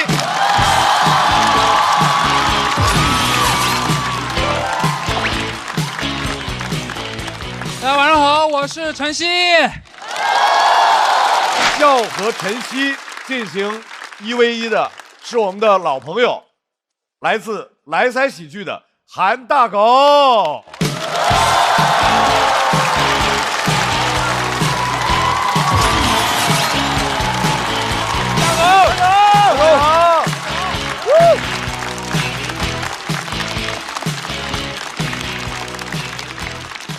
哎，大家好，我是韩大狗。哎呀，很高兴第2年来录节目了，很想给观众留下一些记忆点，也问了其他演员，对我最大的印象是肩宽，还想让我这一季只讲肩宽，一路讲到决赛。那除非我的肩越来越宽。其实我都不健身，但量出来我是中国肩最宽的脱口秀演员，有啥用？导演说我像《猫和老鼠》里那只狗。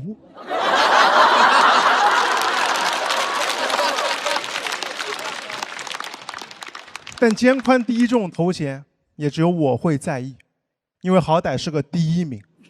我们江苏人最在意排名。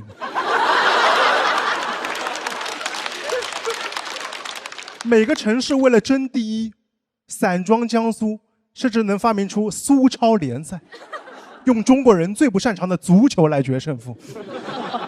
我从小就生活在这样的优绩主义环境里，很痛苦的用高排名换别人认可，感觉很多朋友都是这样。听的最多一句话就是大家只能记住第1名，甚至当第1还不够，父母还要我们吃得苦中苦，方为人上人。但排名是没有止境的，即便你拼尽全力成为人上人，刚想休息，抬头发现上面怎么还有顶级和夯。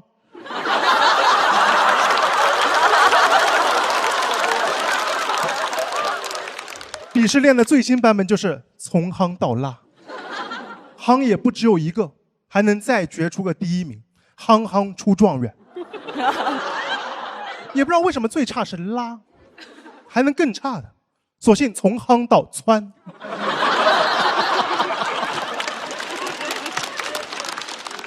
现在不让中小学按照成绩给学生进行排名了，以后该不会就用这个吧？小朋友说我要好好学习当3夯学生，那考倒数都不能算差生，只是考拉。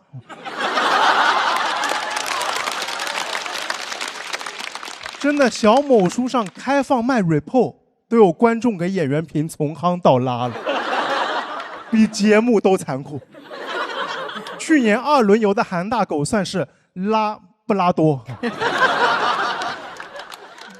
但其实我们淘汰早的都没有确切排名，但真有较真的朋友会去一个个数了，然后告诉我，是我奶奶。很显然，她也是个江苏人。她说她特意数了，我排在第41名，能排出这么大数字的，也就《水浒传》108将，我还排不进前36天罡星。我奶奶对我期待很高，希望我能成为第1。但我知道我做不了脱口秀最好的朋友，来节目只敢做最坏的打算。其实上了节目已经是一种成功。我从小的教育告诉我，排名这么低就会贬值，没人记住第41名。想叫自己全国41强，或者50大脱口秀演员，对吧？听着厉害一些。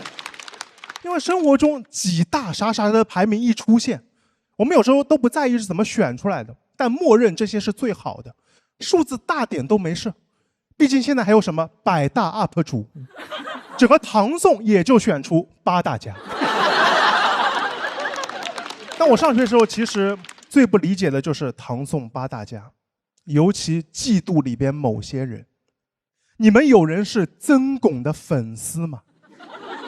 你们哥哥有作品吗？没进语文课本的都不算作品。说到入选唐宋8大家，因为他是欧阳修最喜欢的学生，欧阳修也是唐宋8大家，懂了，签 MCN 了。还有苏洵、苏轼、苏辙父子3人都属于唐宋8大家。你们仨不是一大家吗？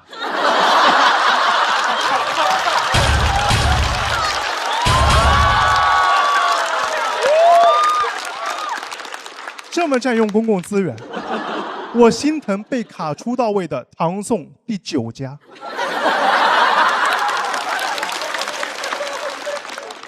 我猜是杜牧，他说：“借问酒家何处有？”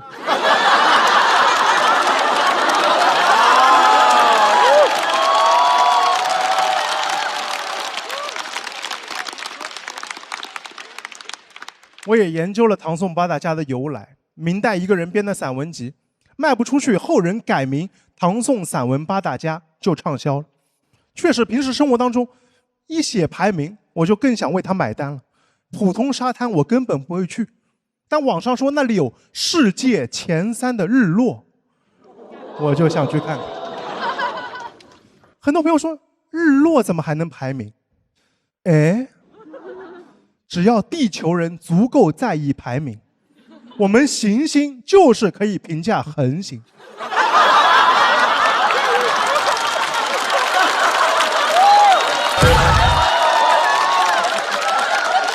哇，这种观察，这个也太好了吧！我光去还不够，还要去日落最佳观测点。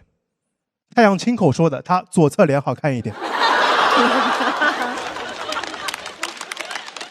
也反思过自己，但我发现离开了排名，我就不知道什么是好的。好不容易挤出一点时间和精力，旅游不能浪费在错误的景点和餐厅。东亚小孩最怕做错题了，甚至上个月出国旅游，我特意早起排队，就为了去一家据说是世界第1的咖啡店。说实话，我不早起都不用喝这咖啡。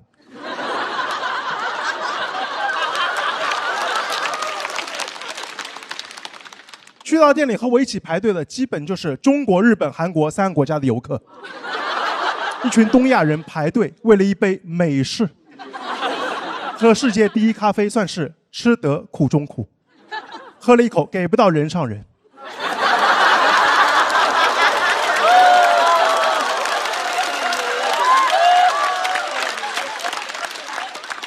最后全给垃圾桶了，因为太难喝了。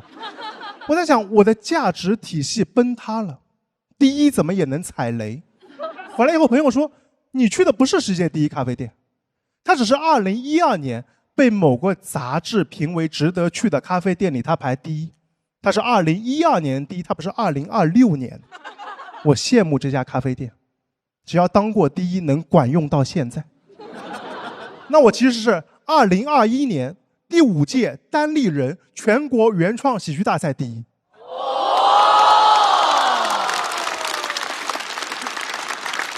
没人知道。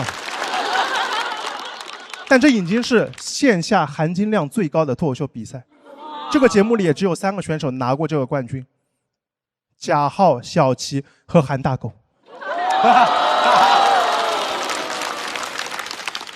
请找出里边的曾巩。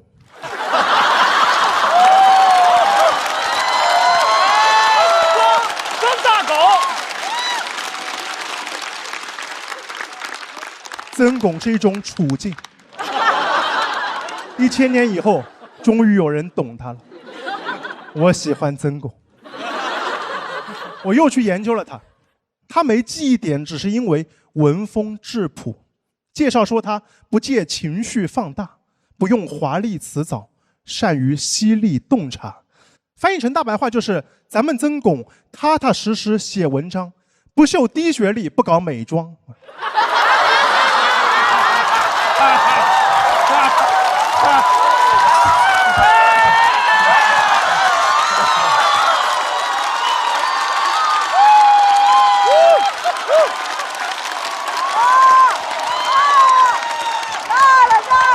杀队友了！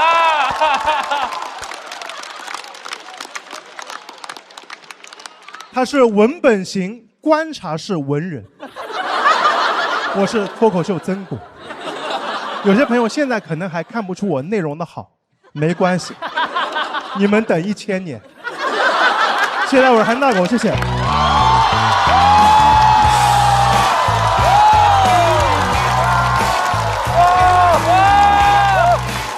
太牛了，狗哥200了，大狗大狗，今年莱塞站起来了，来，为曾巩投票，倒计时开始。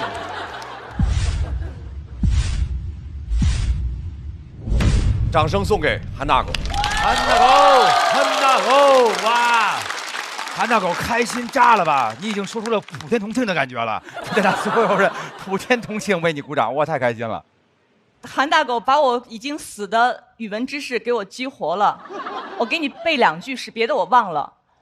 一番桃李花开尽，唯有青青草色齐。这是我当时高中时候为了预防语文老师出一些犄角旮旯想不到的，我准备的冷知识，来自曾巩的《城南》，送给你。我妈真有文化呀！我的妈呀！而且非常巧，我偏偏记住这2句，就是桃花李花它都会谢的，最后就是青青草色齐，我们都还会在。但是被称为冷知识。确实，大狗用这个角度来解读唐宋八大家，很有趣。所以，鸟鸟老师，文本的角度。哎呀，我真的不会背曾巩的诗，好焦虑。怎么从生活流就进入到了文学流？去年其实2篇也更多就是自己习惯的那种生活观察，然后这么多年一直都在坚持这样的风格，但感觉其实在打比赛的现场，尤其是观众不太认识你，他们还是更希望能了解你是什么样的人。然后我今年就想出跳出舒适圈，这其实是我第一次写这个类型的文章，有些熟悉我朋友能知道，就没有写过这种带议论，然后并且挖掘自己内心想法的这类的段子，所以也是一种尝试，今年的第一次。他的这个内容很丰富，刚才像鲁豫忽然说一下那个词儿呀，我觉得那个一下你把它烘托得更好了。你说完我应该说4个字，无话可说，很棒。谢谢。大狗的这段演出让我们看到了一个一旦发力不可限量的脱口秀演员。再次掌声感谢韩大狗。同时，来晨曦，我们来看一下晨曦和韩大狗比完之后，最终的得票是。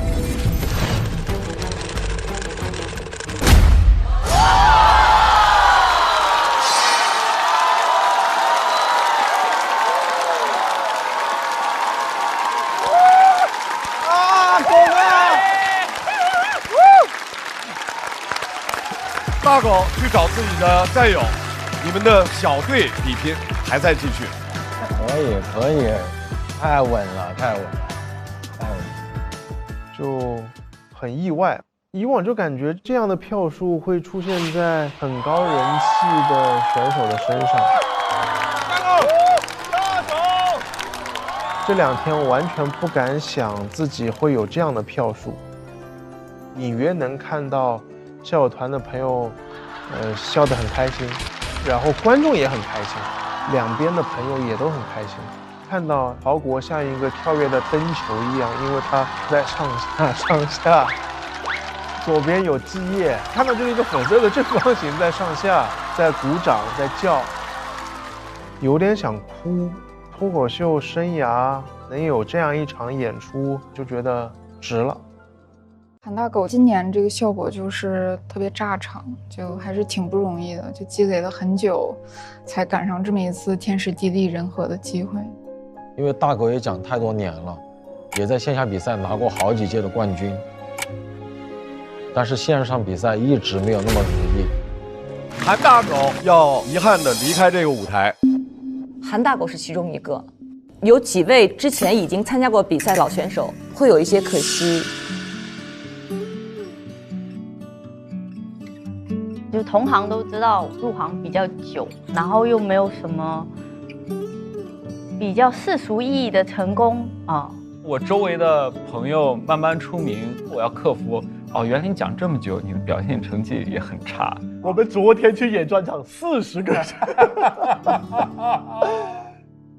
而如今他们的表现近乎是脱胎换骨，惊艳，让我觉得特别的为他们高兴。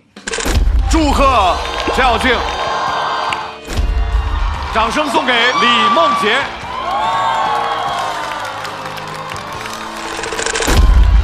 祝贺荒岛人气王。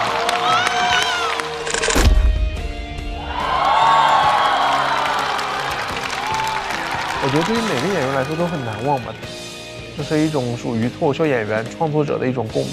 你终于迎来了属于自己的这个时刻。各位，截止到目前为止，脱口秀和他的朋友们第3季的第1赛段双人成型赛已经慢慢接近尾声了。我相信接下来的比赛一定会越来越激烈，接下来的笑声也会越来越大。休息一下，我们马上进后半场。那是我18岁失恋的那天，我边吃饭边哽咽。同学说没事儿，不就是失恋。我说是因为食堂饭菜实在难以下咽。直到我突然和他遇见，他是那么阳光，可酸可甜。没错，他就是约一颗阳光番茄在里面的茄皇方便面。番茄是个宝，茄皇错不了。这就是我给自己加餐的18岁那年。各位好，欢迎来到脱口秀和他的朋友们第3季，欢迎各位！第1赛段的双人成型赛即将继续。不再依赖哥哥算长大吗？它超越了亲情、友情、爱情，是另外一种特别的情感。叫我干嘛？你管得着吗？对不起 ，sorry， 米亚内斯密马塞。刚才那个段子我没法共情，我不懂。手术很成功，给你取出来了。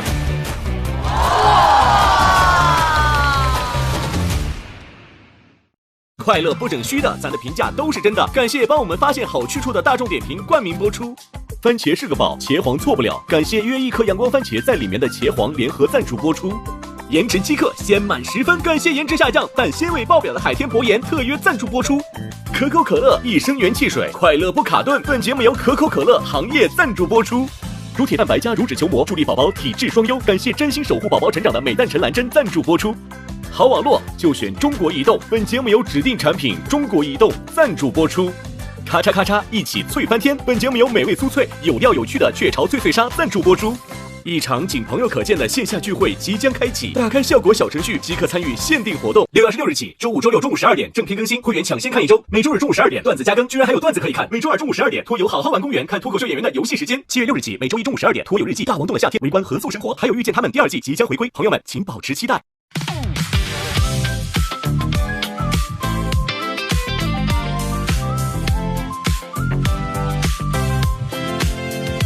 你又带着冷笑话出现，幸好只有我懂你的笑点，不用解释，一个眼神到位，不用装完美，做自己才最宝贵。哦，拜托拜托，暂时忘掉一切，想记住你嘴角上扬瞬间，不用想明天，明天还很遥远，不知不觉又和你聊到凌晨3点。烦恼往外跑，今夜有你们真好，这是我们。更多节目精彩资讯尽在新浪娱乐微博综艺、新浪综艺。